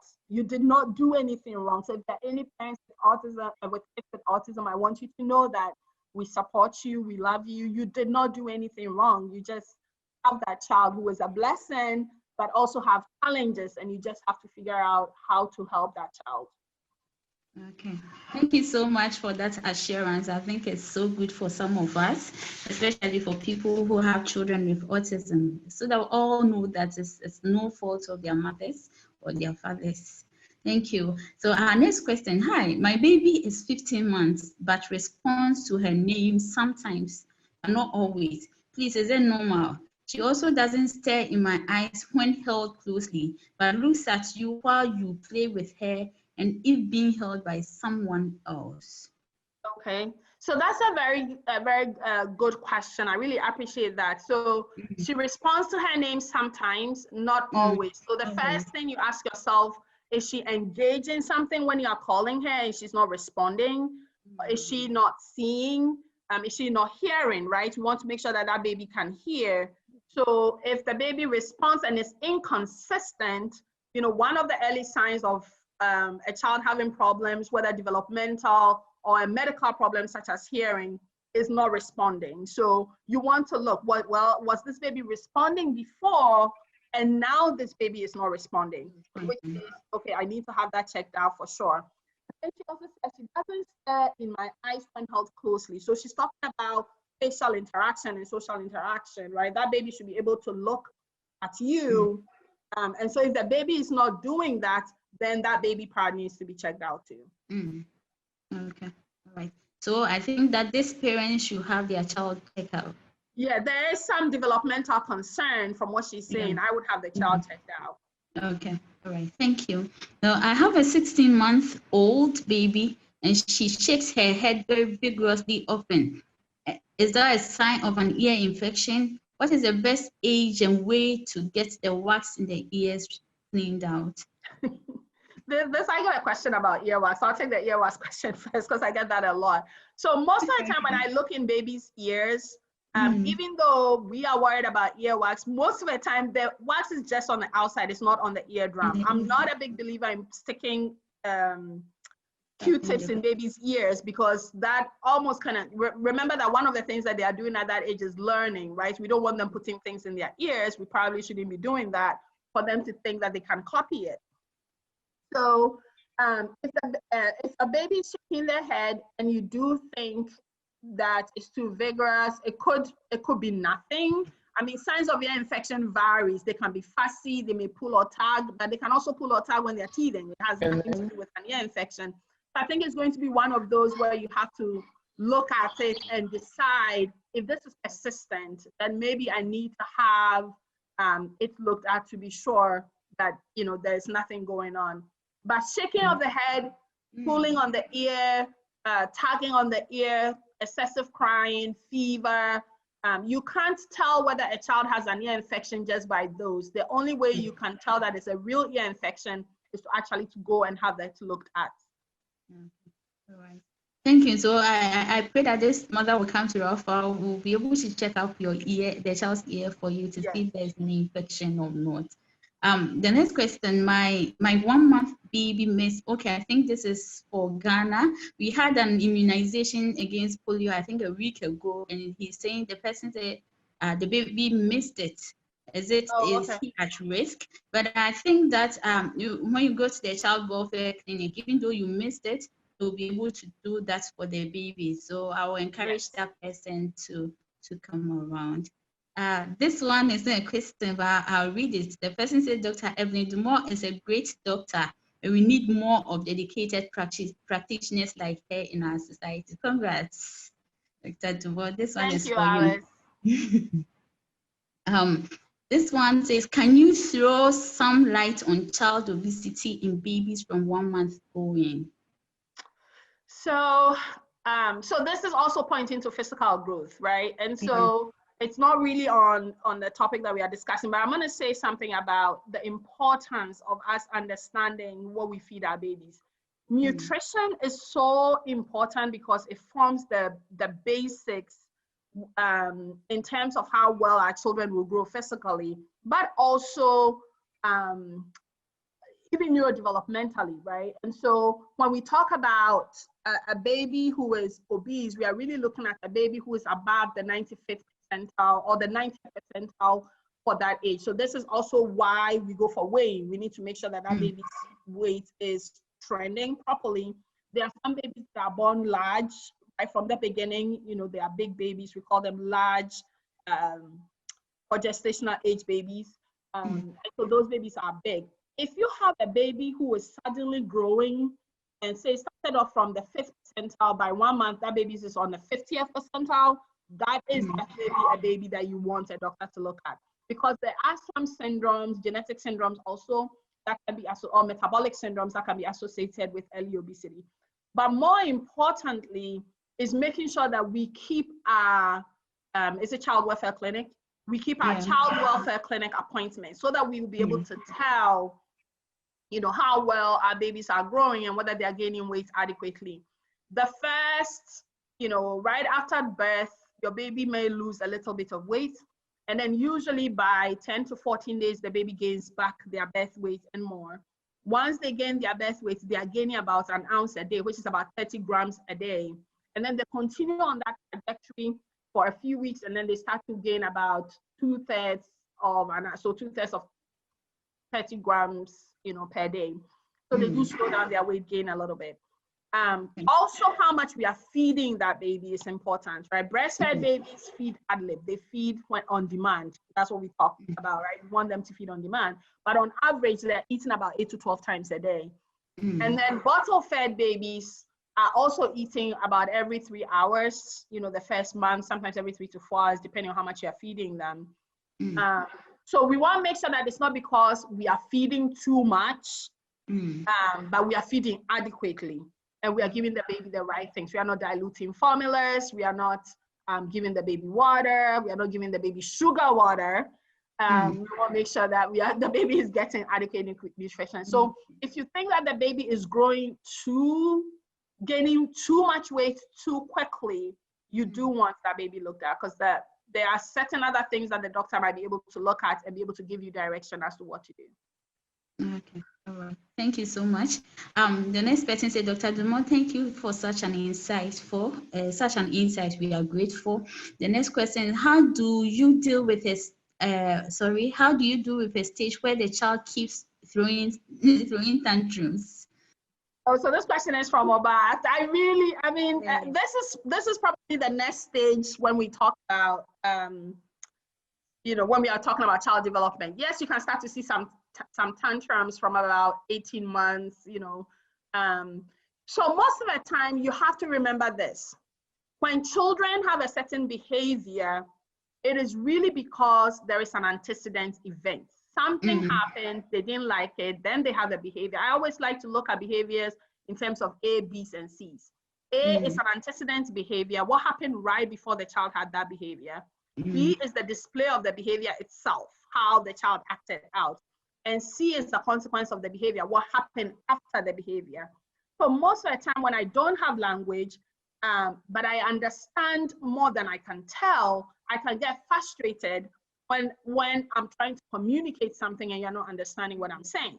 And so from about 18 months when, or 15 months, 18 months, when kids are more aware, more understanding of what's going on around them.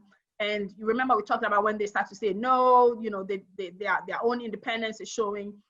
If they are told to do something or you're taking something away from them, it's not unusual for them because they don't have the words to articulate it for them to throw a tantrum, right?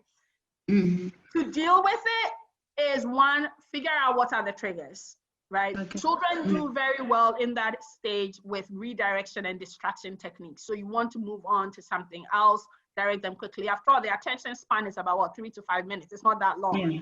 And so you want to distract them with something. You definitely don't want to, you want to make sure it's safe, especially for the kids that throw themselves to the back and throw their head back. You want to make sure they don't hurt themselves. But you want to redirect them from that activity. And once they are calm, you talk to them and soothe them and kind of, get them into a whole different mood with a different activity. So tantrums are not unusual. It's just a way that they are using to self-function. Now, it's a whole different ball game if the child is 5 years old and throwing a tantrum, right? Because that's more of an attention-seeking behavior, exactly. So I think trying to figure out tantrums in toddlers is not unusual. It's a lot of times it's because they don't know what to communicate or how to communicate their frustration, and that's what they do. And so it's usually they're doing it for self-purpose. And then you want to kind of get in there and try and figure out what it is. Yeah. Okay. Thank you so much. Sometimes they want something we don't want to give them, and they have to discover. Exactly. But you can't always give them that because life is not like that. Yeah. Thank you so much. The next one is from Frederick, and he's asking, is it advisable to give babies below 6 months both formula and breastfeed? I mean, the person wants to do formula and breastfeeding below 6 months. If so, how should I manage the two? Does it affect their development? So the person is doing mixed feeding before 6 months because we are encouraging exclusive breastfeeding for 6 months. Yes. Yeah. And I am all for exclusive breastfeeding. I think it's so important. However, we do know that there are some challenges, and sometimes not everybody can do that. So if you are choosing to do formula and breast milk, I don't think it's going to affect your child in terms of, how that child is going to develop. I think it's important, though, to make sure you're mixing the formula right and it's safe.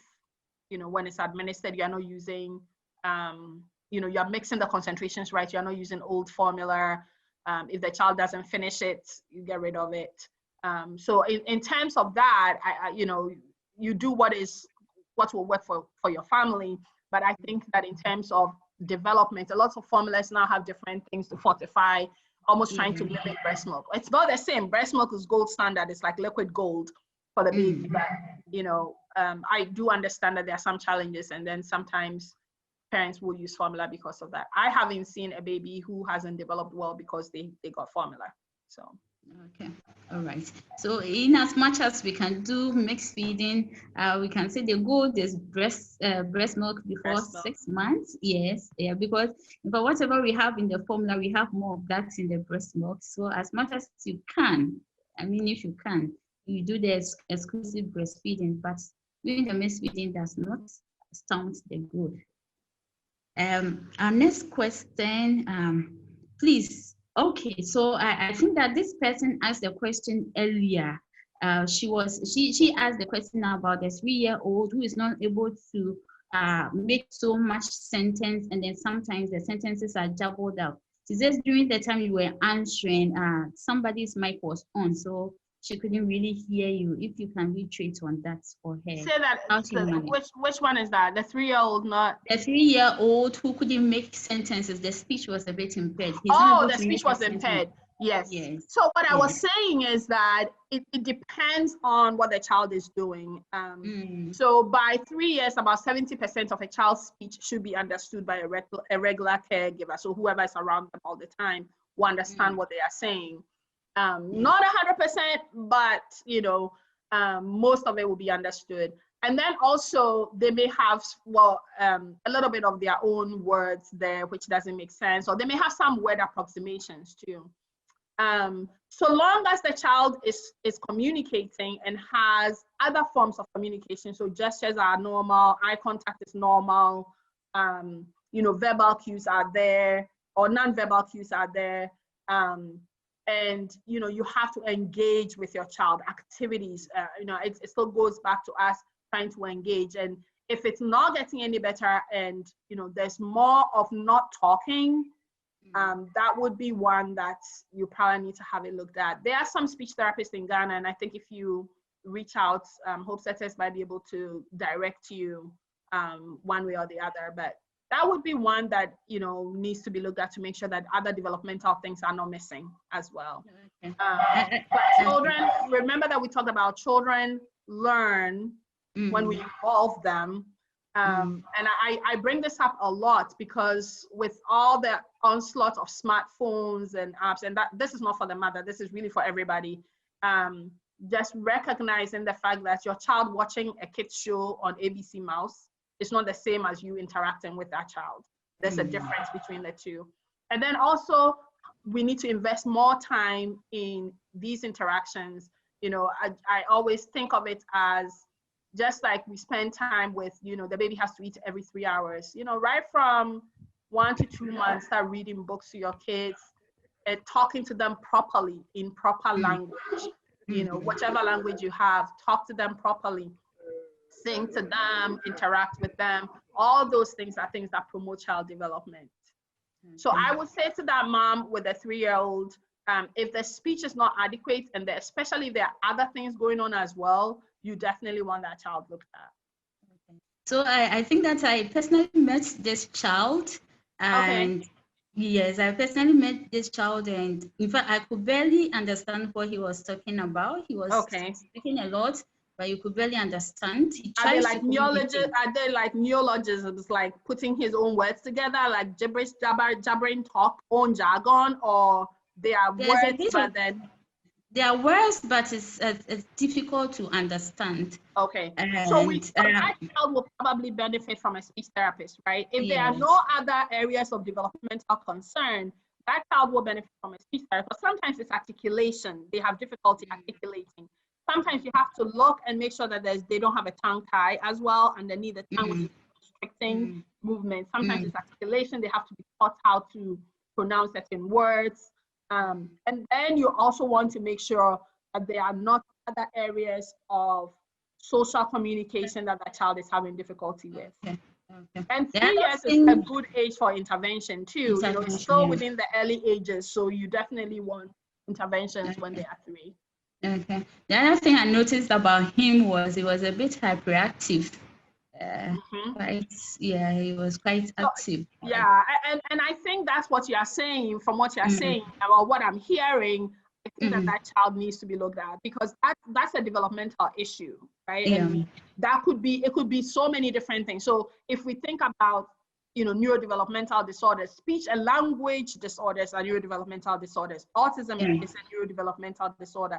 Attention Deficit Hyperactivity Disorder is a neurodevelopmental disorder. So learning difficulties, dyslexia, dyspraxia, they are all neurodevelopmental disorders. And so if a child is having any of these, you need somebody who has a little bit of expertise in looking at that child and assessing. Okay. All right. Thank you so much. So we'll move to the next question. He said, my child is 2 years and all she wants to eat is Cerelac and Tom Brown as regular meals. It's just once a while she eats some solid like noodles or potato chips, and even that's in bits. Is that normal? I don't even think the noodles and potato chips are good for her. So I mean, so you're talking about a picky eater, right? So children can be picky eaters. It's not, toddlers especially can be picky eaters. But overall, they should have like a variety of foods. And sometimes as parents, there may be nothing wrong with them at all. They're just picky. They like this, they want to stick with that. Remember, we had talked about one of the developmental milestones is their preferences, right? They start to have their own preferences for things. So sometimes children will do that because they like that, you know, and they don't want something else. They're super picky with what they want to eat. They don't want to eat everything. But it shouldn't be that the child will not eat it because there's a sensory problem. She doesn't like the textures or the taste of the other things. So you're talking about a child who likes almost pudding-like things and then crunchy things there. So for me as an autism doctor, my mind goes to textures right there, or sensory stuff. So this might be a small part of the bigger picture of what's going on with that child. By 2 years of age, children should be able to eat any food that we are eating. They may not eat all of it, but they should have a good variety of it. And then in addition to that, there's also the concern that they can have some micronutrient deficiencies, iron deficiency, because they are so restricted in what they are eating. So I don't want to say it's abnormal because I'm not looking at the totality of it, but I think it's a little restrictive. It's not eating as much, there should be more variety with that. Okay, all right. So this child should be examined, am I right? I would say the child should be examined. Okay, all right. All right, thank you. So kindly, I think Mamia, kindly come to Raphal and then meet us whilst examining and be sure that your child is okay. And also we'll advise you on some things that you could do to help the child eat better. So for our next question, is that what causes bow legs or K legs in children, and how can this be resolved? Yes. So there are so many aspects of that. There's so many, facets to that question. One is physiologically, when children are growing, they go through a phase where, when they are in that frog position in the mother's, how the legs are flexed, in the womb. They come out, when babies lie down, their legs are flexed, their arms are flexed. They go through stages and progression with that. So this is also a physical growth thing. And they can have a bit of bowing, which we call physiologic bowing, meaning there's nothing wrong with the child's leg, it's physiologically bowed. And then as they get older, that leg starts to go through some straightening mechanisms, and then it straightens up, so it also depends on how old the child is. But there's also some abnormalities that you can have with bowing too. So you can have it and it can be because of rickets, for example. So a child who has vitamin D deficiency can have problems with their legs and how they, how it looks. Then there are also some other growth problems too that can also cause that as well. So if it's physiologic bowing, you don't do anything about it. And then there's also that aspect where you can have some families where some, people in the family may have some bowing, and, so others can have it as well. The degree of bowing is important. The age of the child is important. So if you have a child who is 18 months with a bit of physiologic bowing, there's nothing to worry about, because as they get older, by 3, it starts to correct, or it's corrected. So the age is important. And then the degree of bowing, whether one leg or both legs, is important too. And then how much of that affects function. So how much the child is able to play, run, trip, all of that stuff is important when you're making a decision or a determination as to what you need to do. Okay, all right. Thank you. On this note, I think that what I've realized is that most mothers are putting their children on calcium and vitamin D supplements. Is it advisable to routinely put your child on such supplements? So exclusively breastfed babies, is recommended for them to have vitamin D supplementation for the first year of life. And part of that is because, most of the time moms are either deficient, breast milk doesn't transfer enough, or has enough of vitamin D there. Ultimately, I want all of us to remember that nutrition is important. What we put in our bodies is important. I look back, where I live, and sometimes I look back to Ghana and just how blessed we are with so many different foods that can give us so much of the micronutrients and macronutrients that we need for our children to grow, right? Proteins, carbohydrates, minerals, vitamins, they are all natural things, whether you're eating contumely today. I mean, we have so many things that gives us those things. So if your first take always should be that I'm getting these from natural. I'm a big natural person. get it from your natural source, right? Watch what your kids are eating. Sometimes we have to sneak vegetables into our kids' food. We blend it in there. We come up with all sorts of tricks so that they can get what they need. But yes, using multivitamins is important. I also always put a caution there. Make sure you know what you're giving to the child. The fact that that multivitamin has vitamin D and calcium on there doesn't necessarily mean that's what's in there, right? And so, like every other medicine that I anything that you put in your body, you have to be careful what you're putting in there. How much you are giving that child is important. Whether it has what it says it has in there is important. And making sure that we are not overdoing it. But ultimately, you want to push more towards the natural sources. And we have a ton of things, food in Ghana that has all of that in there. So if we can get it the natural way, it's the better. Okay, thank you so much. And we should also allow the children to play around. Don't keep them in the room all the time. Speak, act, move, and play. Okay, thank you so much. Akosia is saying many thanks to you all for this important session. Much appreciated. The next question is it normal for a baby to vomit after burping him every time? So the baby, the mother burps the baby. Might spit up a little bit. So spitting up versus vomiting, and the age of the baby is important in this situation too. So have a baby who is 6 weeks old or constantly projectile vomiting, that could be a medical problem. That baby needs to be looked at. If you burp a baby and there's a little spit that comes out, that's not unusual. Sometimes they'll do that. Babies can have reflux, so they can bring up a little bit of food, or sometimes clear liquid might come out, from stomach juices might come out. So that's not unusual at all. So I always want you to put into context how old the baby is. Is this projectile vomiting versus just regular small spits up here and there? Because that tells you whether there's something more serious going on or not. Okay. What about, sometimes I feel there's overfeeding too. What's your take on that? That's very true. I mean, if you overfeed a baby, you have to remember the size of a baby's stomach is about the size of a fist. It's not that big. And so if you overfeed that baby and it hasn't stretched out, that baby is the food has to go somewhere else. So that's going to happen. The baby is going to spit out because of that. Okay.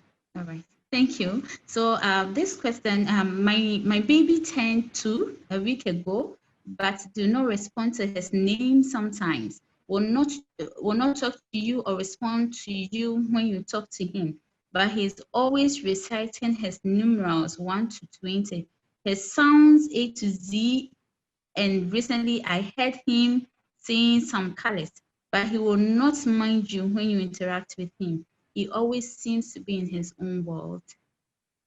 So thank you so much for this question. I really, this question is why we are doing this developmental milestones. So I definitely think that there are some concerns with what you are telling me about your baby, and I appreciate you sharing that, because this is also a platform where everybody is learning. So a 2-year-old should respond to his name, right? So if he's inconsistently responding to his name, that is something that can be of concern. Will not talk to you or respond when you talk to him. So he's not socially engaging or interacting. The reciting of his numerals tells you that that baby is fascinated with numbers and is saying the numbers or letters, which is a strength, but at the same time, you are telling me that he's not kind of functioning the way he's supposed to function. This is a baby that we need to check for a neurodevelopmental disorder such as autism. So I would say that, we have to look at the child in totality.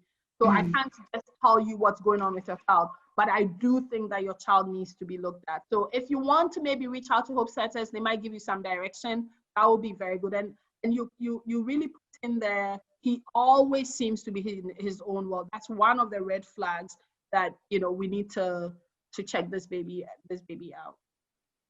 Okay. All right. Thank you so much. I think this mother will reach out to us. The next one, how true is it that the baby born through CS don't like sucking breast milk but prefer formulas? I don't know about this. Dr. Melis, I think this one is right up your alley, right? So I don't know. The babies will eat regardless. Breastfed babies, C-section babies will eat breast milk like normal vaginal babies. So they're really the way you enter the world doesn't really determine what you're going to eat. Yes. Yeah, you're still going to eat. Yes. Yes. I think the one thing I realized on that one, it is not true.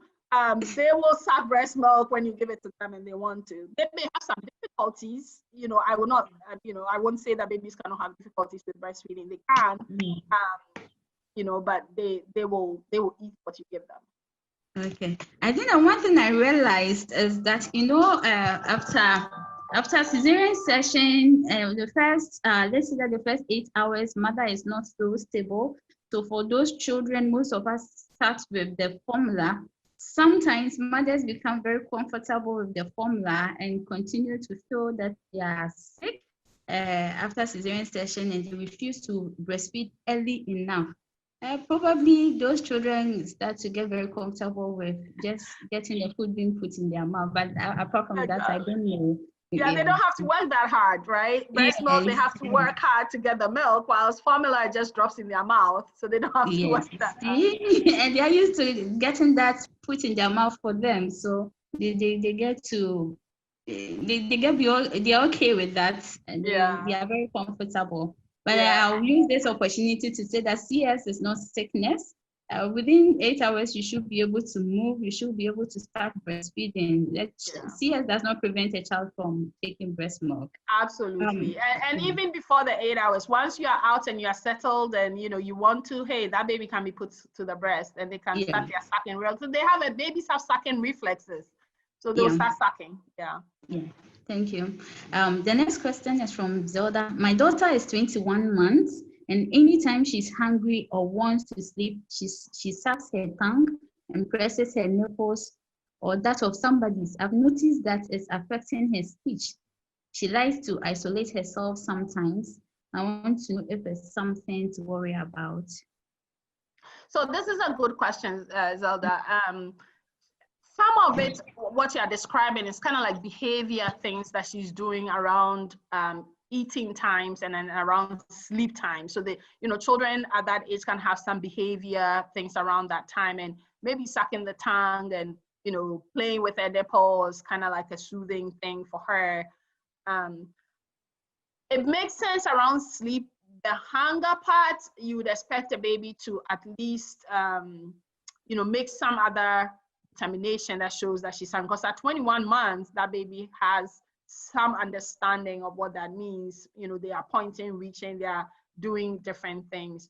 So when you say that it's affecting her speech, I'm not sure what that the sucking of the tongue necessarily has to do with that.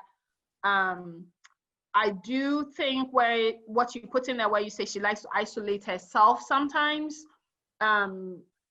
So children can parallel play. They can be in the world and kind of play there at that age. It doesn't necessarily mean it's abnormal. They do, so long as she acknowledges when other people are there. And so I would say that if it's something where you are noticing other things, she's doing it more and more, she's not interested in other kids at all, doesn't tend to look at you, she is not engaging or pointing and showing you things that you like, she's not responsive, you smile, she doesn't smile back at you, that would be one that you want the baby to be looked at. But if it's just a behavior thing around tongue sucking is a common thing that kids will do to self-soothe as well, then it may not necessarily mean that there's anything wrong with your child, but you have to look at it in the context of other behaviors. And if there are other behaviors that are concerning as well, then you want her to be checked out. Okay. Thank you so much. So for Melissa, I am exclusively feeding. Okay, so I think it's breastfeeding. This is week 8, and my baby's weight is around 3.3. I think the birth weight, she was 3.1 at 6 weeks. Birth weight was 3.3. Since baby isn't gaining weight, she feels well. Her heartbeat is fine, blood count is also well, and when the pediatrician ran those tests, the pediatrician saw and all those tests were normal. Even though the doctor says she's well and under weekly observation, I am worried because baby should look a bit bigger. Yeah. So, I mean, Elisa, we just talked about weight gain in babies. I think that for a baby that was 3.1 at 6 weeks, was it at 6 weeks? Okay, and the birth weight. Yes, so this baby is 8 weeks old and is below their birth weight. You know, I can't really comment about what the blood work was done and all of that. But there is some weight concerns. And you are doing well with breastfeeding. I would say that, you know, once the baby is under weekly observation, you are doing the right thing by reaching out and having the baby looked at. But we expect that that baby should be gaining a little bit more weight. So I definitely think that you do need to keep up with the appointments. I agree with you, the baby should be bigger than the birth weight, you know, at this age. And then follow through with the recommendations that you are given. Hopefully, you know, the baby starts to gain weight like they're supposed to. Some of this stuff is hard also because, you know, you're not visually seeing the baby, but I think that this is one that you are doing the right thing by reaching out and having the baby looked at. Okay, all right. Okay, so I think she should keep her appointments with the pediatrician and keep observation. Okay, so the next question is from, Raphal or Rachel. Please, my child is 2 years old, but she eats her food raw without soup or stew. Will it affect her? Maybe. Yeah. So Rachel, this is so true. You know, I have older kids and sometimes they are like, why can't we eat fufu without any soup or stew? I'm like, we don't eat it that way. You have to eat your fufu with soup, right? And so anyway, so 2-year-olds eat her food raw without soup or stew.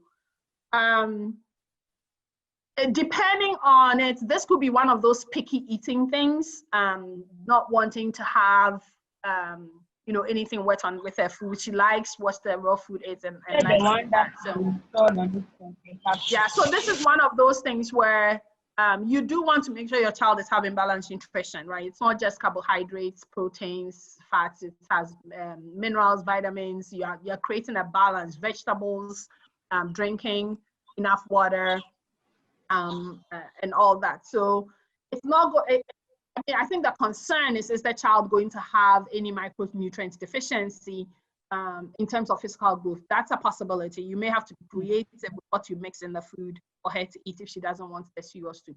But it's not that it's going to affect the child's development necessarily.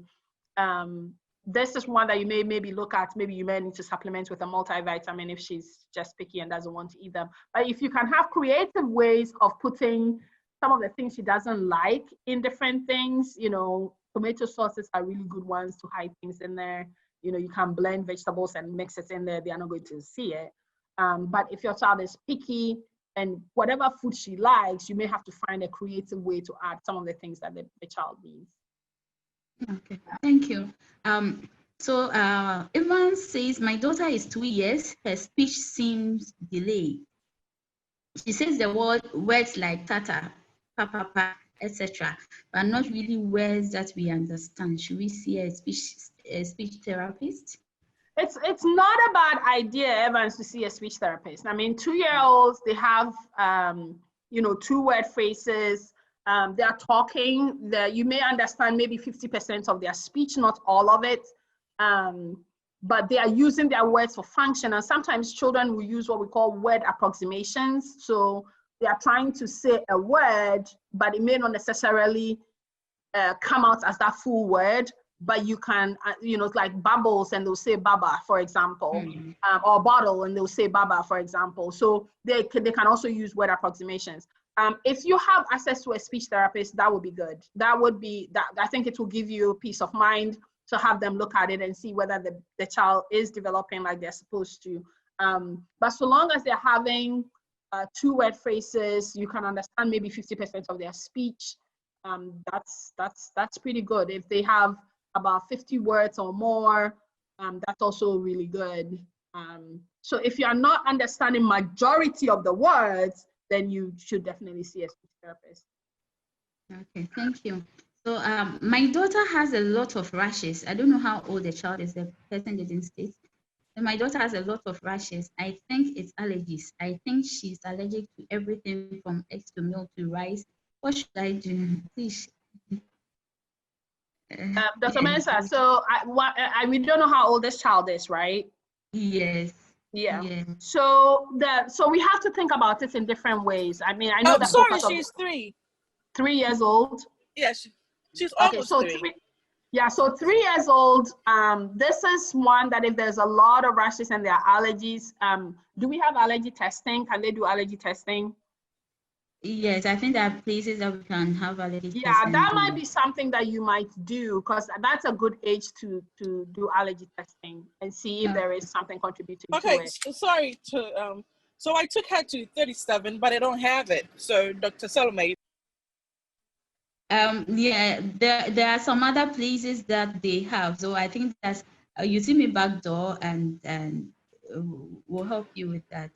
Okay, yeah, allergy testing might be helpful because it might guide the mother as to what to avoid, and especially also whether there are any concerns with atopic dermatitis or eczema.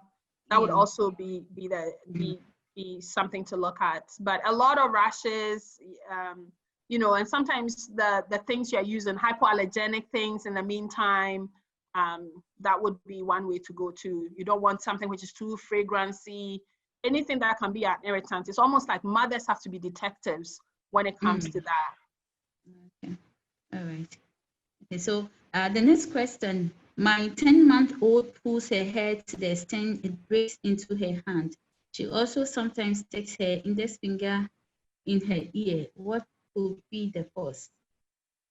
10 months, pulling hair pulling, yeah. And then sticking her index fingers in her ear. I would have it checked out too, right? Because you do want to make sure that she doesn't have an ear infection. If it's bothering them, they are going to do that.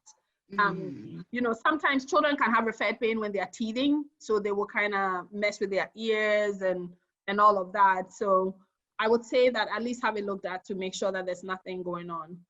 Okay. I think I've also seen most children with ear allergies sticking their fingers in their ears a lot. Because because of itching. Probably the hair, the scalp is also itching or something. I think she should be looked at. For the next question is from Mohinewa. Please, what could be wrong or not wrong with our 3-week baby who brings out feed from his nostrils? We feel he doesn't eat too much to bring out. So probably he's vomiting, but some comes from reflux, and then it just comes through. Yeah. It's not unusual. I mean, we all, with time as we get older, we are able to adapt and make sure that we close off that space when we are vomiting. If we laid on our backs and we threw up, it's going to come through our noses as well. So if the child doesn't have, you know, any abnormalities with the palate, you know, like the hard palate. So if they are doing that repetitively, you want to check that to make sure that they don't. But it can be just a normal process. It's just that the baby hasn't learned to close off that gap at the back of the, how do you call it? The mouth and the nose back connection there in the mouth. And so sometimes some of it will come through the nose that way. So making sure that when the baby is done eating, when you burp, the baby is upright. Sometimes you have to have a baby sit upright for a little bit. Before they can get, for the food to move along, you know. So that could be something that you could do as well. So there's a lot of medical questions. I also want questions that are development related. Okay. So I think that the next question basically is almost the same as this. It says, since few weeks after birth, my baby seems to be having breast milk. Oh, the vomiting, yes. From the nose and after belching. I think it's the same. So if Crystal, you heard what doctor said, basically it's about the passage. So you keep baby upright for some time before you lay baby down after breastfeeding. The next one is from Frida. She's also about the speech delay. I think it has been answered. So, yeah, and I think she has her hands raised to ask the question. Okay, so I think that's it. Okay, there's another question, so that when we finish, those who have their hands raised, we will finish with that. Then my 3-month-old baby uses his gum to bite me. while breastfeeding? Is it normal? I think I use teething powder. I think so it's normal. I don't know what the practice is in Ghana, but I am not a big teething powder or teething tablets person. I always think of, well, what is in that teething powder, right? This kind of boils down to what we talked about earlier. And so Joyce, this is for you. Think of any time you have to give your child any form of medicine, you always have to think about the pros and the cons, right? Is this safe? Is the benefits outweigh the risk? What I know, I don't know specifically what teething powder you're using, but I know in the US, some of these teething tablets and all of that was banned because of concerns for one of the components in there, which was linked with abnormal heart rhythms in kids. So you definitely want to look at that. The biting and the gum is probably more irritation because they are starting to teeth. Sometimes you just have to, okay, good. She says she's not using it yet. So I'm happy with that. So no teething powders. Sometimes all you need is just something that the baby can chew on, which is safe, something cold, and they can chew on that, and that would be safe. So that would be something that you will do. I think she's just using the gum to bite you because it's irritating and she needs some comfort. And when she does that, you can unlatch her and then try and latch again. Okay. Thank you so much. I think that this comes to all of us. So many parents come bringing all sorts of teething mixtures and all that. I keep telling them you don't really need this for the child. If the child has some temperature, you just need paracetamol for the child. So let's try as much as possible to desist from this kind of all these teething concoctions that we are buying. And teething is a natural process, you know. All babies go through it. Yes, we all have different pain tolerance, you know, so some babies have more discomfort than others, but there's, for the most part, it's just getting them to chew on something to take the edge off is what they need. And it's not, especially when you have a child below the age of 6 months, you have to think about what medicine you are putting in there. You know, I read labels because I always want to make sure that there's not one component in there which is inappropriate. You know, children below the age of 6 months should not be getting any form of ibuprofen. And so you are looking to make sure that there is none in there. You know, you always have to be able to look at those and look at the benefits and the risk before giving it to your child. Okay. All right. So I think that I've taken a look at some of our teething mixtures that we are giving. I think that most of it has clofeniramine that sedates the child, and then they have some clofeniramine. Is that like an antihistamine? Yeah, it's an antihistamine. Yeah. Yes, that's what mostly is in there, and some paracetamol. For the teething tablets. Yeah, that's what they have. It's mostly a mixture of those two and some other things. Yeah. So and I think that is where there is preference in terms of practice. So personally, practice-wise, I don't do that. I like the natural chew on things and, you know, cold things. So sometimes it's just put a toy in the fridge, let it cool a little bit. They can chew on that. If you're in a place where you don't have a fridge and you have, you know, like a cooler, something which can cool it, you know, and kind of soothing, and they can kind of chew on it, that is fine. When the child is extremely fussy, and I will, you know, sometimes they can't just calm down, it's really bad. Sometimes I'll have parents give maybe a one-time dose of Tylenol, which depending on the child's weight determines how much you get. So I don't do antihistamines in children. Unless they are having like an allergic reaction to something, or they have allergic rhinitis, or they have something else which requires an antihistamine. I think that the general policy that you should have always should be first do no harm, right? And so if it's not something that needs medicine, you don't have to give medicine necessarily. Remember that your child's growth, there are so many aspects of it. They need to kind of go through all that. And then also, if you are going to do medicine, then the benefits of using that medicine should outweigh the risk. Yeah. Thank you so much. The last two questions. Okay, so my 7-month baby can't sleep at night. He keeps crying and has temperature ranging from 36 to 36.5 to 37.5 degrees Celsius. Yeah. So the temperature seems normal, right? Yes. They're not sleeping at night. We need to figure out why. So if Seti maybe wants to come and have you take a look at the baby, that would be good. Okay. Because you All need right. to make sure there's nothing else going on. Is there an ear infection? Is there something else? You know, you don't want to miss that. Okay, all right. And then sometimes I think that, you know, in Ghana, we feel the babies will always feel cold. So sometimes we put so many clothes on the baby and then wrap them so tight. They're uncomfortable, they can't sleep. Especially me seeing the 37.5, sometimes it's because you've wrapped the baby so much, and the baby might not be comfortable. So, but I think that Seti, you could come around, let's examine the baby and see if there's something wrong. So for the last question, my nine months baby has no teeth. Yes, I think she has her hands up, Dr. Mensah. So if she wants to unmute and maybe ask her question, that would be good. Sure. So That's Frida, if you want to ask your question. Okay, thank you so much. My question is, I have a 2-year-old and then a 9 months. Okay. The 2-year-old is not really responding. Let's say when you call her, she doesn't respond to you. Okay. But when she wakes up and you try to sing Jesus loves me, this, and you could see her smiling.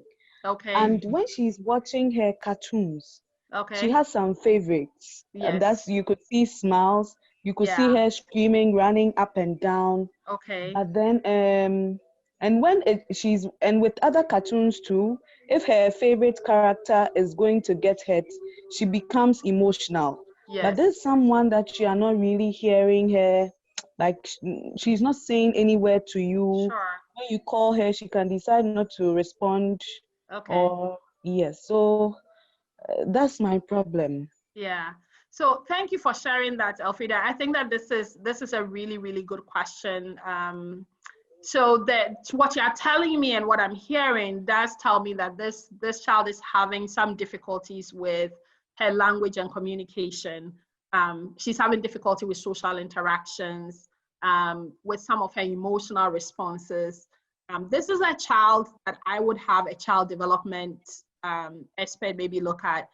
So on the first slide, I did put on the number for Hope Setters because I needed to figure out, you know, a contact person if your child has a developmental problem who might be able to help a little bit and kind of give you some direction. If you want to give them a call too, that would be good. But your first point of call would be to have a doctor look at the child and make sure that, if that hasn't been done yet, and make sure that these things that you're talking about are not, you know, if they are atypical behaviors, then you do the next step. So it's important for you to realize that when it comes to some particular areas of child development, you need a little bit more expertise.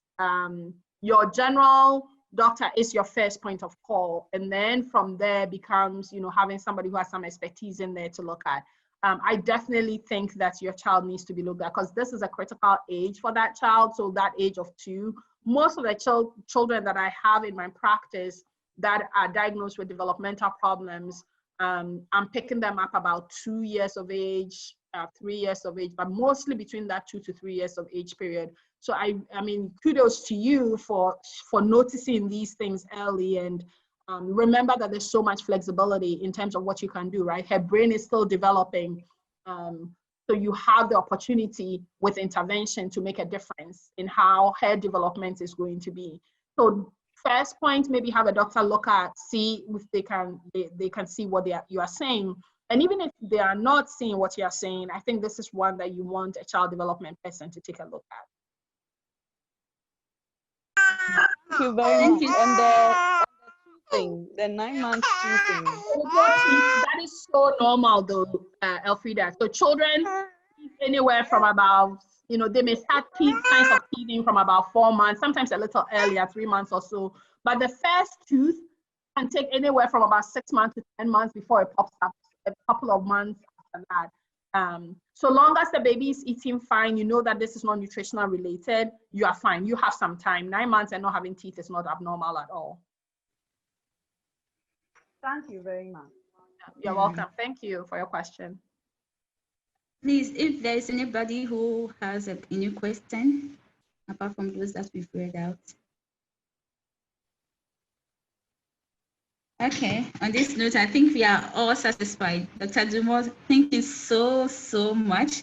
We are really grateful I know this is not going to be the last. We are going to have a series of these talks with you since you've opened up for us to use you. Probably the next time we'll talk about autism because we've had a lot of questions. And I think yeah, Nana, I didn't see the last name, wants you to the slide on the apps to share. So that's something you're going to share with right? Remember the resources we have talked about, some of the apps they can look at, the website. Yes. So I think I've asked my IT to put our website also. Yeah, Nanaya, please can you share the apps and website for child development? I think Dr. Dumor, you put some websites over there. Yes, and so my last slide also has some apps and websites that you can look at, but just a little recap on that, Nanaya. So there's the CDC tracker, which is a milestone tracker, developmental milestone tracker up to the age of 5. There are some apps which have in-app purchases that you can get. So Kinidu and Baby Sparks is one of them. And then just regular websites. My favorite is healthychildren.org. They have something called Ages and Stages. Healthychildren.org, Ages and Stages. And it's really good. You can look at different developmental milestones there. Child and Mind Institute also has one that you can look at. So that would be helpful. Okay, thank you so much. Thank you so much, Doc. I wanted to end, but there seems to be another question. Somebody said he barely hears us. I don't know. Unfortunately, Samuel, you are a bit late. We are done with our lectures and our questions. I hope that the next time you'll be able to join us. So as I said, this is Raphal Medical Centre. We are located at Community 1 TDC and then Community 10 Telma. We are multi-specialists, so it means that all kind of specialization that you need in medicine, you can find us. We have projected our social media handles over there. You can join us. We do these most of the time, these Zoom meetings. It's not only on pediatrics, but all other disciplines. We invite other specialists to come around. So once you are with us, I think that once you join our social media handles, you'll be able to know. We send text messages, WhatsApp, we tweet, and then we put on our Facebook also. So kindly join our social media handles for meetings. We don't have a date yet for our next meeting. We are definitely going to invite Dr. Dumor again, and I know that next time we are going to do on autism. So be ready for that. We will have you posted on that. We also want you to know that from the 21st September of this month to 30th of this month, we are screening for anemia and then sickle cell. You know, anemia is, Dr. Dumor is here and she will tell you that anemia is one of the causes of stunted growth or growth restriction in children. And we want to all know our children's hemoglobin levels so that if they are anemic, we'll know how to solve them. So from 21st to 30th of September, we are working on anemia, and then sickle cell. Sickle cell too, I think that it's everybody in Ghana should know about sickle cell, but I tell you, so many people don't know about it. It's good to know your child's status. This time, the public health is encouraging that at 6 months, every child should be tested for sickle cell disease. So we are giving the opportunity, children from 6 months to 10 years, we are giving the opportunity for parents to bring them from 21st September to 30th to come for a screening of, you check your HB, the child's HB, and then sickle cell. Unfortunately, it's not free, but at least we've halved the price. So you do it as a reduced cost. I pray that you will all join us as we do that. In fact, we have our CEO and deputy CEO here. I would want to give them the opportunity to say something small before we end. So if our CEO and deputy CEO are ready, they can say something small for us.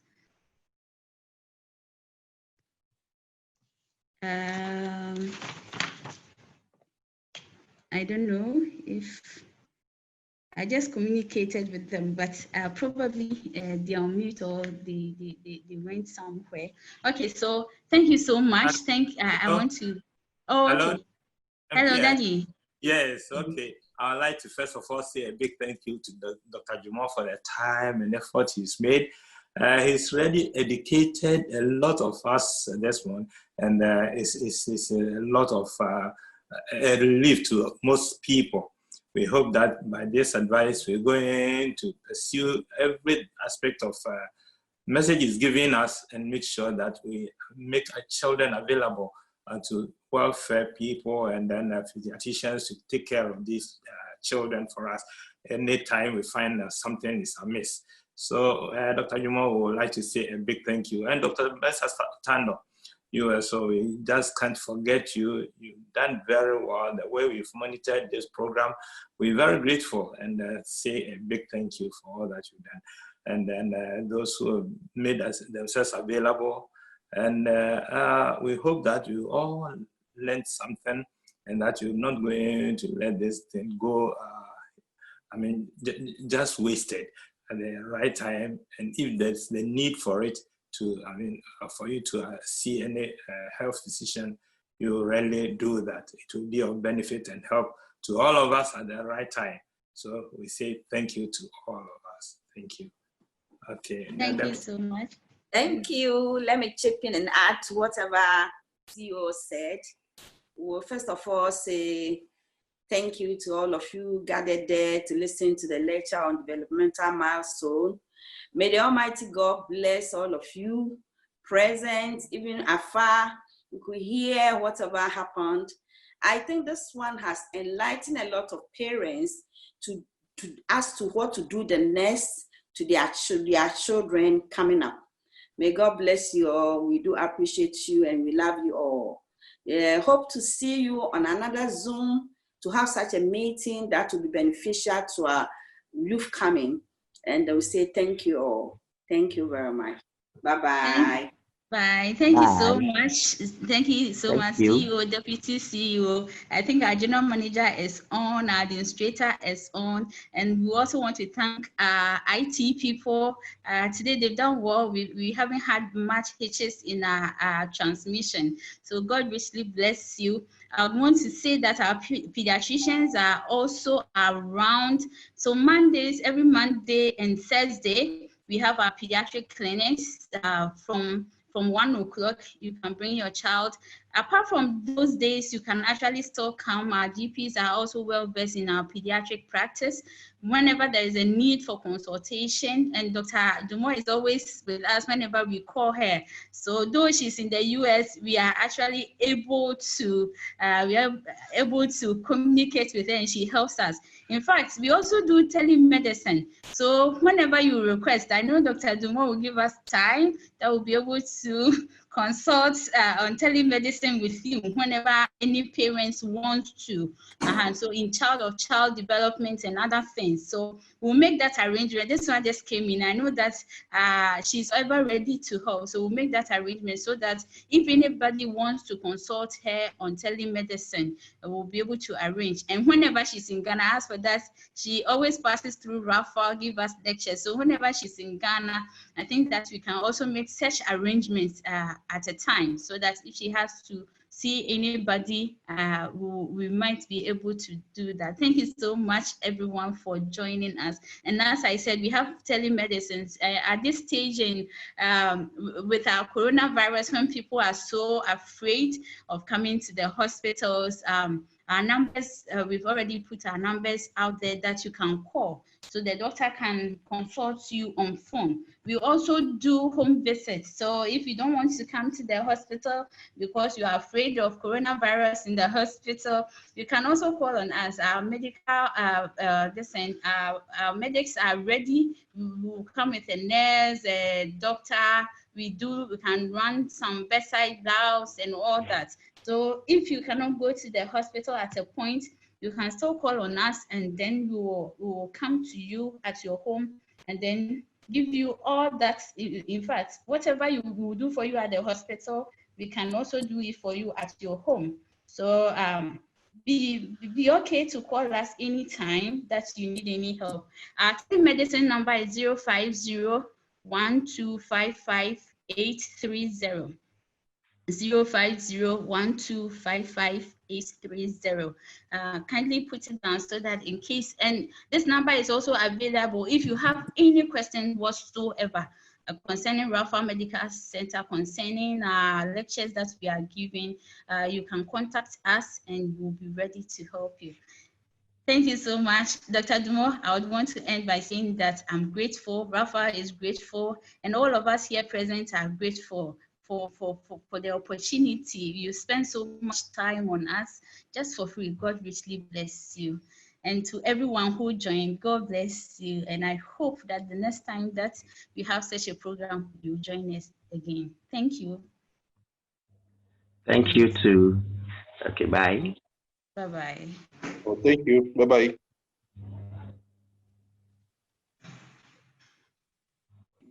Thank you. Bye. Bye. Thank you. Bye. Bye.